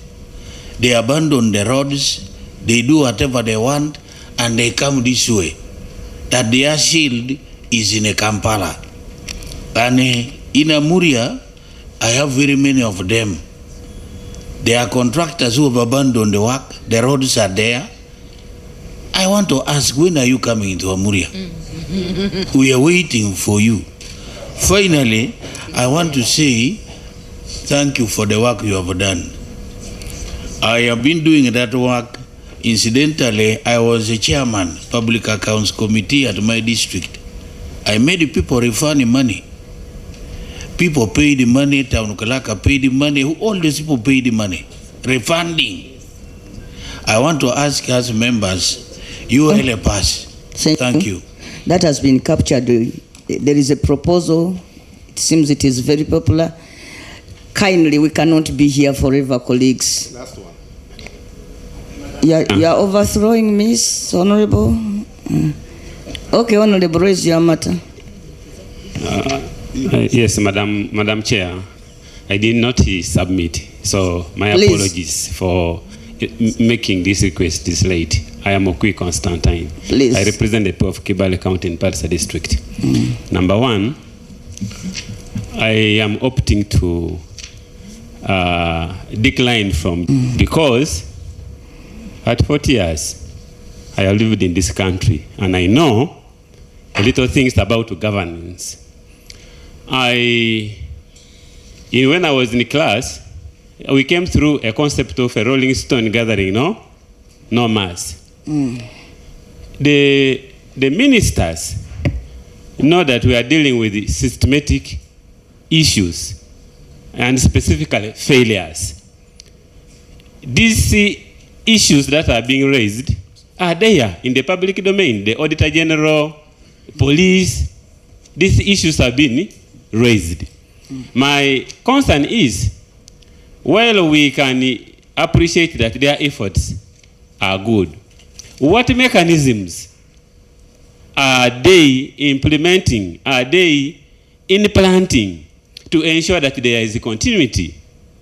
Because tomorrow, their efforts will stop and the corruption, the failures, the inefficiencies will continue. Couldn't it be prudent that they address systematic issues instead of grandstanding, going around in the media, embarrassing people? that may have not even committed these offenses. Because we also appreciate, my colleague talked of syndicated corruption. It is obvious that these cows are too powerful because they have God parents above. And we only know one God parent who is a permanent secretary. So I think that should be handled. Now, we have also had people ask questions that the ministers have gone around claiming to arrest. But we do not see anyone being produced in court. Can they maybe take a minute and explain, give us a narrative, a chronology of one officer that they arrested and the progress of the prosecution? Otherwise, we are disturbing the country, we are even wasting precious time, and we are becoming more corrupt. The minister is corrupt, all of us are corrupt, because instead of doing the right thing at the right time, we are doing the right thing at the wrong time. Honorable, you are making a very grave accusation against the minister. Is this minister? Oh, I withdraw. Okay. Thank you so much. Because if you are the and then health centers, all hospitals at the district level, apart from referral hospitals, region and referral hospitals only. So if you look at the mandate, you can't sanction a system that says that everywhere the minister must first go there. In my village, somebody has just stolen 25% of the money. The village chairman maybe misappropriates the 25% of the local revenue that is remitted back to the villages. We cannot say that the minister will go to all of those places. However, government has another system headed by you, the permanent secretary. From you, the PS, to the lowest civil servant at the parish, where we have the first interaction of a civil servant in Uganda is at the parish, where we have the parish chief. And that system is led by you people at the headquarters. If you let us down, you are the engine. If you let us down, however much we politicians, we shall go running around, we shall not be able to achieve anything. Already they are saying, people interdicted in the mind of the minister are already in office. But the PS has a system to those offices. And then, this temptation, I've been hearing people throwing it around, that the temptation that, when we take people to court, they are bailed out. But at least we should hear them being taken to court. We cannot discuss bail. It is a constitutional right. One time we shall require it for a colleague. All ourselves is when we shall know that a bail is a proper thing. Because the other time these people were in a massacre, they discovered that one of the people who was supposed to be arrested was an NRM candidate who was due for an election the next day. The minister said he released that one for a day, so that he goes and he represents my party in the elections. That is how difficult some things can become. So we really have to depend on you, the civil service. Mr. PS, you have not addressed this committee about the issue of the ceiling.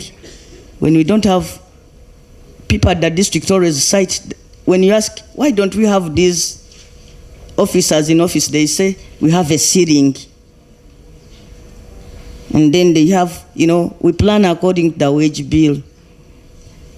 So address us about that issue of the ceiling.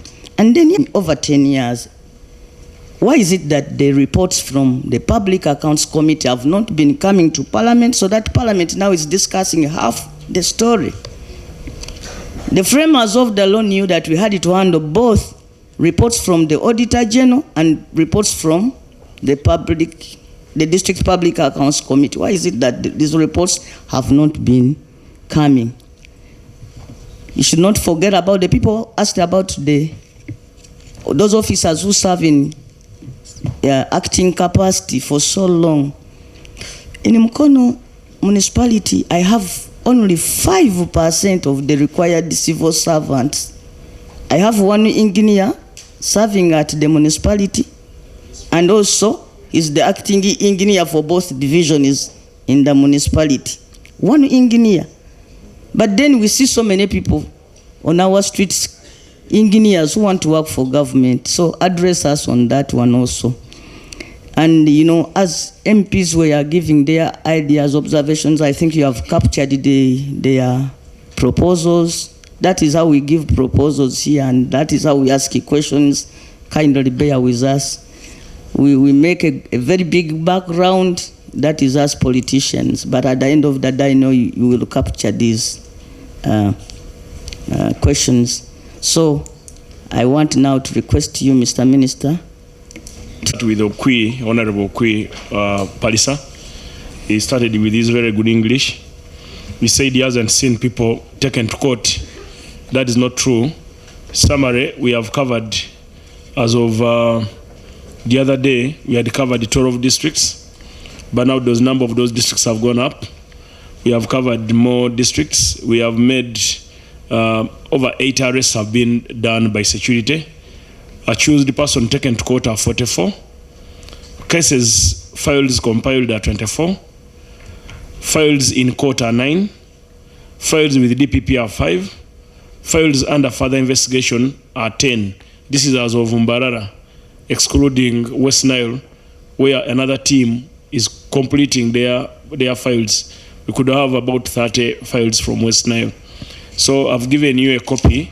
I don't know whether you are able to get a copy of this. Yeah, because you came late. I'm sorry, I'm not the chair. I would have told you came late. You didn't. But Mr. Minister. Yes. What is the financial implication of these trips? As I speak now, this is an inter-agency operation. Each agency has its budget. We are not funding organizations. A minister is provided with a car and is also given fuel. I'm an ex-official, so I'm supposed to move around the country as an ex-official, just like a soldier. I briefly mentioned about like public address system. When you find so huge crowds, that one the minister supports. There is no money. They don't have any money in your budget. I've provided that public address system. Nobody has paid. Even donations have value attached to them. No. It's what you see. The most important thing is donation from. Yeah, there could be a value. We would know that, you see, the ministry at the end of the day, there will be an accountability to be made and say, we used so much money for public address system donated by that one we shall compute. The minister. That shall compute, but I'm not charging. There's no charge. I don't think you'll find a cost of public address system in when you are doing your park stories. Maybe getting a medal. That the way people got medals in COVID when we donated Porsche and all these other things and cars. So maybe I will get a medal for supporting government, a ministry which didn't have a budget to do oversight role, to do mobilization. I felt I would go and use the public address system like yours in the council hall, but I was compelled to go for Baraza. People come so many and they want to speak out.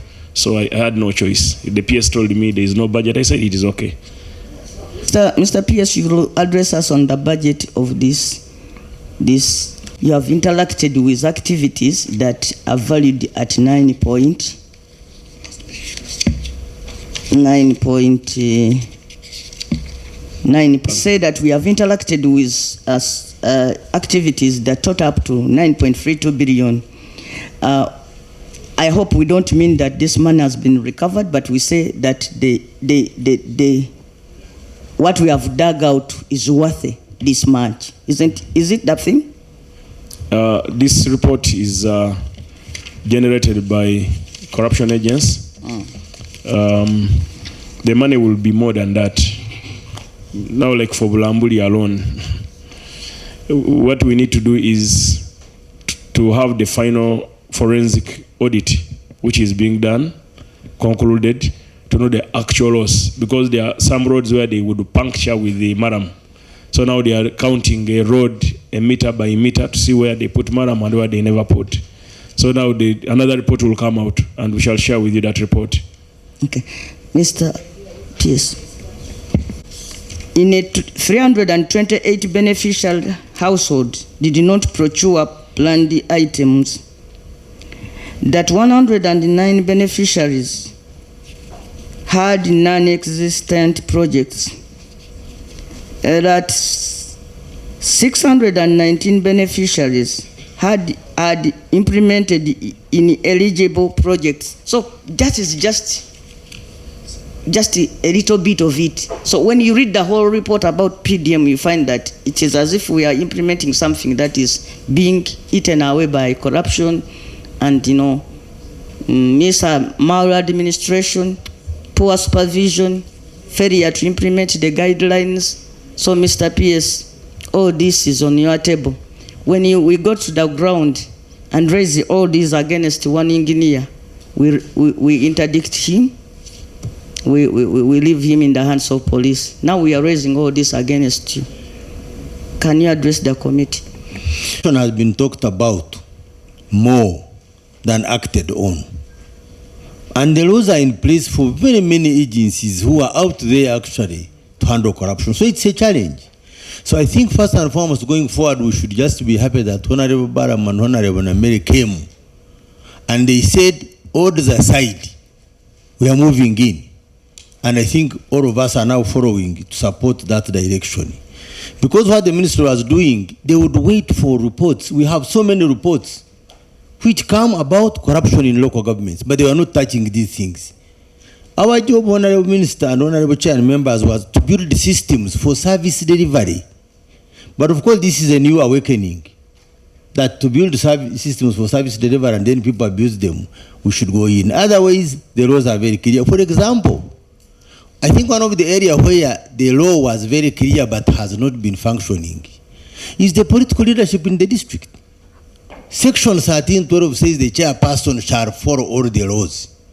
Have they followed the laws? But we don't have any check and balances on them. You have heard the honorable meaning that the chairperson of the district was the one now antagonizing the people's cry. For example, in Mbare district, who was stopping somebody who was interdicted from leaving office? A district chairperson. But we got information from a councillor and we moved in. When I was here, another problem, people, I don't know why, have not been talking about these problems. And that's why the barazas by the minister have become very popular. He has actually offered an opportunity for... But we have always had this window of barazas, and it is even budgeted for. This is not a new idea, Mr. PS. I've been seeing them in Mukono. It has not been budgeted for the ministry. OPM tried to have barazas, but not the ministry.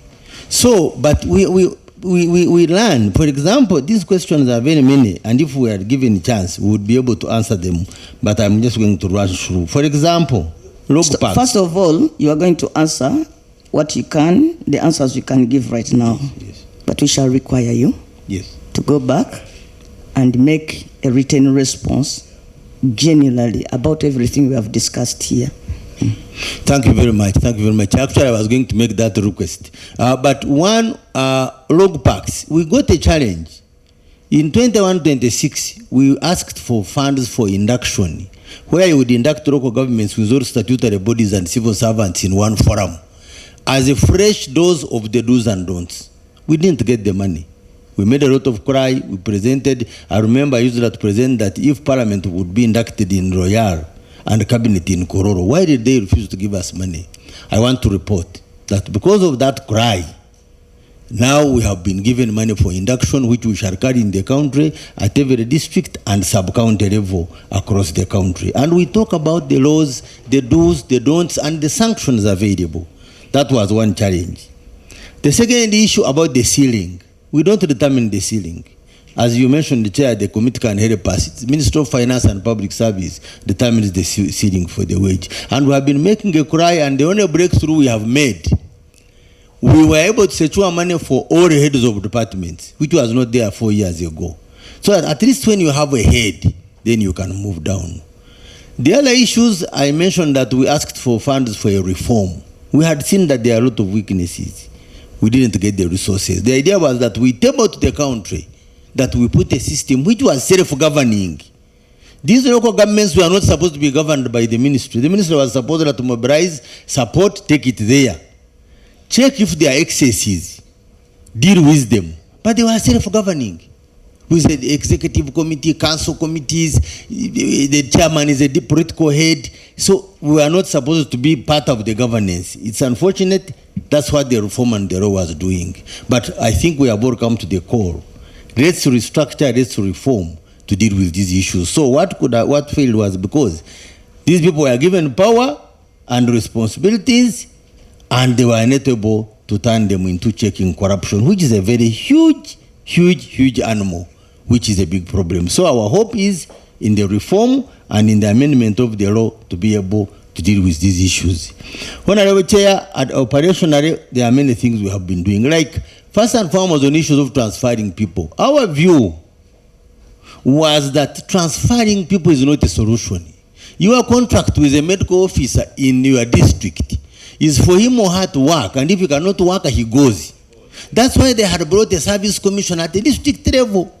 So what failed is that the service commission now did not do that. So maybe we look for a solution who can take them on and remove them immediately without having to transfer them. Because transferring, you are transferring a problem. So that was our thinking, but we can be supported in the reform. For cows, we have been transferring them because of conflicts, which are from the lack of induction. Conflicts, people are fighting. You cannot have a service delivery when you are fighting in a local government. And I wish to report that there are only 7 cows who have been in the district for 3 years and above. But this was meant a lot of transferring a problem. That's why 7 of them have been interdicted. It has been when there is a conflict, which is human. You move, you separate. You cannot allow people fighting and quarreling and you leave them. That's what has been happening. But I would mention that with induction, the do's and don'ts, the laws before we even amend, the conflicts will be dealt with when we carry out our induction. The issue of standing orders, they were hiding under them. Now when the ministers went to the field, haven't we interdicted them and dealt with them? The unfortunate part, no one was giving us the information. And the way you've seen how corruption has thrived with all these agencies, it's because it's indicated and it's a big problem. In the ministry, there is no component of supervision. Because you are saying now that the minister has gone there, we have known. So before there's no component of supervision under your docket. Honorable Chair, it's there, honorable members, but the tackling of this animal corruption, that one, and we are all happy about this because it's like those we thought would do it did not do it. And we were waiting for them. But now the ministers said no. Enough is enough. For us, we are responding to the people's call. But otherwise, we have been building systems. What should we do to those who are supposed to do it, who did not do it? But those are outside my docket. One of them is you. My job, when I returned members, was to build the systems and make sure everything is in place to receive resources and implement various decisions. For example, like log back reports. The law says that the cow and the chairman must implement them, not the PS. So if you find that they were not implemented, you are the supervisor of the cows. Provides that a district should produce a report from park. You as the supervisor, you are the person who's even supposed to inform the minister because you are the technical advisor in the ministry. You have all those officers, legal officers, whatever. You know what the law provides for. And for years, the minister, you don't alert the minister of the need to bring here reports. Most probably even these ones, you had not informed them. Madam Chair, what I was saying, at that level of implementation, before that one, I said we are going to bring the reports when by the time we went in to train them, they had become dysfunctional. They did not have allowances. We engaged finance and got them 20 million annually per district to manage them, hold the meetings. Years before, they were depending on local revenue. And if local revenue is not corrected, they will not be funded and they could not meet. You send billions to the district and 20 million to supervise those billions. Honorable Chair, that's what I'm saying. From zero on local revenue, we made a breakthrough to 20, and last year we had actually asked for 45, which we never got. But even that, if the law says the chair and the cow should implement, if they are not implemented, we should go for them. You don't go for me, because the law says they want to implement the recommendations. It's those ones. So after you have gone for them, I go for them. I go for them for not citing them out as defaulters. A supplementary No, because you would have cited them out as defaulters. That's your job. I'm not saying that you go at the district and manufacture the report. Share some rejoinder. Yes, please. Just to the PS, I just want to know how you interface with the cow. Don't you at headquarters have a checklist of the things that the cow needs to do, that he uses it to report to you? Say, these are the following things that needs to be done, as much as the law in terms of implementation gives it to the district to do it. Because how do you know that he's performing? Is there anything? I think, Chair, that would provide some clarification. Chair, cows are always coming to the headquarters, very frequently. In fact, when you ask them, I've gone to see the PS every other day. Chair, when you talk of chain of command, yes, who supervises? Answer that. My honorable chair and members, operationally, the chairperson supervises the district. But should there be a problem that comes from there? Because as I mentioned, it is like this. The chairperson is supervised by the minister as a politician, and he supervises the cows. But even as the minister is supervising the chairpersons with your technical guidance.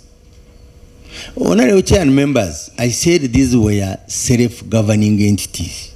So our coming in would be, are things moving? And that's what I'm saying. The chairperson has a political head of the district. Information. It supervises. Information. Give me a chance, honorable chair, protect me to clarify it, because this is a system issue. Let him not take the information. Yes, honorable chair and members, so that if the cow is not performing what is in the law, and then the chairperson reports the cow, and then I come in. Because if you are always self-governing, now let the honorable, you cannot go in now to be again part of the operational processes. Honorable, inform the PS. My information, Madam Chair, is we just need to go for reforms. I was once a district council speaker for 10 years, and I discovered that all the local government reports are lousy reports because of the quality of people appointed by the chairperson to pack. Them come here and we assess them. Number two, we need to amend the law so that we now attach penalties for non-implementation of those recommendations to the cow. Because even when the report is taken to the executive, they just pick a few to the council for implementation because some of their relatives are affected by these reports. So we just need to make a law that causes penalties for non-implementation. First of all, if those reports were here and we looked at them and say, no, these reports are lacking, that's one thing. But we are talking about a situation where none was became dysfunctional. We went at training them. We looked for the allowances. Now the minister is going to submit 130 reports, which we have been getting because of the injection we made in that period of 2024-25. But because of that dysfunctionality, it is true, nothing was happening. So, but that one, we are going to submit the reports and the committee will be able to look at them. Now, very quickly, as I said, when we do the reform, of course, like you said, Chair, we will sit down and give responses to these issues. We can be able to explain to them, but the reforms will help us. The good system that we thought would work, the people that were given the power and responsibilities did not do anything with it. So we will come for your views and you guide us how much you want us to put in on the level of accountability so that we can be able to deal with these issues. But we came to reality when we said fund us to reform the system. It was unfortunate we were not heard. When we said let's induct people and tell them the do's and don'ts, it did not happen. So sometimes structurally you can have problems that are beyond your control. But we are happy that now we are moving. For example, you asked the question about the budget. We have a budget for travel inland, and we have a budget for supervision of government projects. So those budgets are in appropriation, and they are supporting the current movements. Talk about the sums.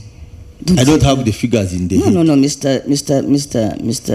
PS, don't be. You must be generous with information. Why do you deny? The mathematics is like this. Like for me, when I travel with my members, each one of them gets 450,000 shillings when we are going to spend day and night. At least I know that. No, I might not know the total sum, but at least I know the figures. When we are moving outside the country, we get $720 per night. No, the figures are known. If it's breaking down, ministers per diem is 475, a driver is 55, a security person is 90, an officer at the rank of U4 is 110, at the rank of U3 is 120, at the rank of U2 is 130, at head of department is 140,000. So the figures are known. What I talked about was computing it, that if there is one trip, how many are each of these ranks who are on this trip? Yes. But the figures are known, Madam Chair and Honorable. So, but please, you have these things on the, because there is nothing to. If anybody has been interdicted and is in office and we just information, we can act somewhere on that one. It's within our purview. There was the issue about land. Land, we issued an instrument in 2020 that no one should encumber land. So any land encumbered after 20th August 2020 is an illegality. And anybody who runs on it would be free to use the laws to make sure that we get these people. We gave an instrument guiding, asking people. We have given an order that for any advert of any job in a local government, there must be a statement that there is no money which should be paid and that anybody asked for money should report. And I want to inform this committee that since we issued that one on each advert, we were able to get information on Mukono, on Mitoma, on Chitagwenda, on PG, and many people were arrested about misuse and abuse of recruitment process. So we have been issuing a number of instruments. For example, we issued another instrument about any extortion or diversion of PDM money and said everybody who is caught up, like the figures you were mentioning, should not only be prosecuted but be removed from office. So in other words, anyone who doesn't act, there is already a ministerial instrument on a number of those issues, and I can always avail a copy to show that we have been on it, but the failure has been at implementation. But we are happy that now we have crossed the line. We don't have to wait for anybody to implement. With the leadership of the ministers, we will go and make sure that we do the implementation ourselves as we prepare to reform the laws and reform the systems to address the concerns raised by members. You see, in Mukono, you can see, in Ichira, you find it costed them 250. In Kampala, 600 million. So do you have an instrument standardizing prices in the ministry so that when the minister says, we found a kilometer that costed 90 million, and we would know that the standard price would be this, to guide the local authorities as they are giving out these contracts? Honorable Chair, and partnership. But we also had another actor who was supposed to have received. Do you have it? Do you have it? Don't tell us what you are supposed to do. Have you done it? No, but I've said line ministries do it. So, for example, if schools are buying a posho, what is the price which is expected? Honorable Chair, that should be... Like I've been reading reports of schools that were given money to buy computers. And I've found that the cost of computer... Okuba nti Honorable Balaam ensonga azinnyonnyodde abantu bonna ne bazitegeera, abantu b'akakiiko batuwagidde owatali kweyawulamu nti ekyamazima abantu ekyokukola bakimanyi, baganye buganye kikola, kati ssaawa yakwezooba. Mbabuulira naffe twagala nnyo okutuuka mu district ng'ebintu bitambula, batuwe ripooti nga byeyogera mu lupapula ne ku ground byebiriko. Naye munnange tusangayo birala. Kambabuulira abantu baali badda mu local government ne beefuula bakatonda abatono, abantu baali baasiimuuka. Ng'omuntu amanyi nti bw'oba kuwa omulimu mu local government automatically ekyo kitegeeza kubba. Naye mbasaba omulundi guno bannange mwetereeze. District ez'enjawulo mwetereeze. Nkola y'akagogo mwagala yaaki? N'ogamba omuntu nti transformer nzaagala waggulu mu nnaku 2 n'aziteekayo, naye ng'ate already zibadde teziriiyo okumala emyezi 3. N'omubuuza kati lwaki oba oyagala nsooke nkozesa olwo olulimi olw'ekijaasi olyoka otegeere ky'olina okukola ate ng'okimanyi n'ebikola obirina. Kyemugenze mwetegereza gye tuyitidde tekuli abanja. Sente z'enguudo gavumenti eziweereza, amalwaliro baweereza ebintu, tekuli abanja. Baba balimba nti amalwaliro ago ag'ewaggulu gaba overwhelmed. health center bazigayalirira abantu mufo kyogenda mu health center ne bajja ne beepakira bonna mu malwaliro g'ewaggulu nga health center fo oba district hospitals kati ne zitendewalirwa naye ng'ekyamazima nga singa abantu buli omu atuula ku health center yini kyagi n'akola omulimu gwe ow'enguudo n'azikola alina okukola remittance eddayo ku byalo ne ku miruka n'agizaayo wa parish model n'agaba ssente mu bwenkanya lino eggwanga singa abantu beeyagala bweyagazi kuba pulezidenti Museveni gwe ogw'okuta ssente zikke mu bantu gwe yagukola buli disitulikiti gye tutuuka osanga omuntu nga biliyoni 3 ze bafunye emyaka 3 egy'emabega baakakozesaako katundutundu n'ombuuzi endala ziri ludda kyokka n'empya zazze kale ebintu bino ebirimu obugayaavu obwebafu n'obubbi n'ebbula ly'omwoyo gw'eggwanga tusaba bikomo mukulu Honorable Balaam byannyonnyodde nange nampa omukisa ne tubinnyonnyola tuyinza okwagala okunenya abantu abalala okunenya PS okunenya bani naye mmwe abaweebwa emirimu ekyokukola muba temukimanyi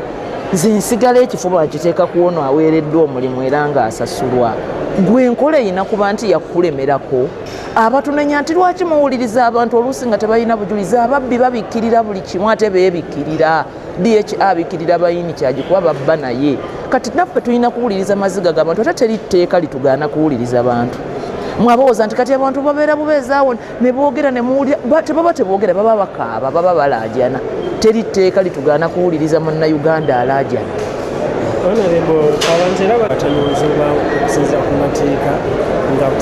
amateeka gakola dda nga bagakozesa kukweka bubbi mutuma guveyo kasita nagwo guli teri kye tukola nga tekiri mu mateeka ekyenjawulo nti ffe tulinamu exposing okwanika obubbi abala babikoleranga mu nkukutu nedda banaye katukube eggwanga mujje obubbi kabusigale nga bubbi ekibika kibeere kibi n'omwana omuto asoma mu ssomero agambe bwendikula sijja kubba engineya bamututte tekalinnya akulira eddwaliro bamututte tukibakulizeemu e Rwanda abantu batya emirimu gya gavumenti wano tolaba nti abantu basasula bafuna emirimu mu gavumenti e Rwanda abantu bagitya nti kolera gavumenti mu nnaku 2 bakutwala kuba bamanyi eri it is zero tolerance to what to corruption mulyegomba eggwanga naye eddyo lyasalawo okutambulira mu mbeera eyo nti wano okubba musango gwa naggomola kati munnange tuli awo kale bwerebwe bannayuganda bwe tunakkiriza ne tuyimirira wamu embeera ejja kukyuka eggwanga litambule bwe tunakkiriza tusigale mu muzannyo n'otulo Muzeeyi Museveni pulezidenti twabeera atuzuukusa buli kadde ogugwagukoze era mbabangibwa taliimu follow-up tuli mu kuzikola bulungi nnyo mukama wange nakati ngenda mu ofiisi waliwo lipooti y'ebudaaka yatuddeko dda waliwo abakedde mu makooti fayiro ezitambula ate era minisita agiwadde n'okugiwa gamba nti eri wala nnyo lipooti yiino bano be baakagenda mu kkooti bano be bakyanoonyerezebwako bano mulimu ne betukwata ne basalawo ate okuba abajulizi ba siteeti kati nga bayingine betwakutte budaaka ate balina bye baatuloopedde ababbi abalala kati byonna weebiri wano lipooti weeziri bambi lipooti weeri era tukolera ddala follow-up ekasamale district cities covered ziri 15 twakagenda mu bifo 15 abantu abakakwatibwa bali 89 naye kakati wano jjukira balinga 15 kati zino district zetwasembyeyo esatu eza Honorable Balaam nange 2 mwenagenza tete ziriimu mweno report eno yakolwa before last week kati basobola okuwera 15 accused persons taken to court abatwalidde mu kooti bali 59 emisango egisobodde okukola kyewaliise okunoonyerezebwa negiggwa nti gwo kati omusango guwedde gavumenti eri redde okugamba okuwoza okwetwala n'oyo gwe baloopye giri 29 nga guli redde okunoonyereza kuwedde kuli closed fayiro eziri mu kooti ziri 19 ezikyali ewa DPP ziri 5 kuba tutwalayo giri redde files under further investigation ziri 20 esente ebintu bye tuyingiddemu nti sente z'eddwaliro lino woodi eno zabbibwa ebintu bye tugenza tutunuulira sente mwobibalira buli obuwumbi 9 mu obukadde 3 mu 2 naye kati jjukira awo tuli kuziri district ezasooka ng'ettaano tezikola ki teziriiko naye bw'oziteekako tulimu ebintu bye tutaasiza biri mu biliyoni nga 30 kati. Njagala kuleka okugenda naye omanyi waliwo ebibuuzo bibadde ngawo nga mutambula ndyale era n'ebbaluwa ezibawoone nga ziba zibaddewo kati ng'abasomesa be nasanze Budaka nga tebasomesa nga ku fayiro zaabwe kuliko amabaluwa ga HM ng'abawooninga ne bagaana omuwuliriza n'abaloopayo newakaawo kati kugayo oba omulaba nti ye yasalawo ng'omuntu omusomesa wa gavumenti ate wa sciences ali mu $5,700,000 agaanye essomesa emyaka 3 kati oyo y'omulaba nti ye kyewaggula ng'omuntu naye kati wabaawo eri systemic ng'olaba nti kabondo kwata awo kwate wano tulye tubbe abo nabo weebali kubanga abantu bagamba nti gavumenti eri mu kulwanyisa gavumenti si gavumenti anti era omulimu gwa gavumenti kukola gavumenti be bantu group of people for the people sekinyigiriza abantu gavumenti kyerina okutereeza tetukiteekamu nnyo bya bufuzi tukole tulunguuse ekiseera ky'ebyobufuzi we kirituuka abantu balisalawo kale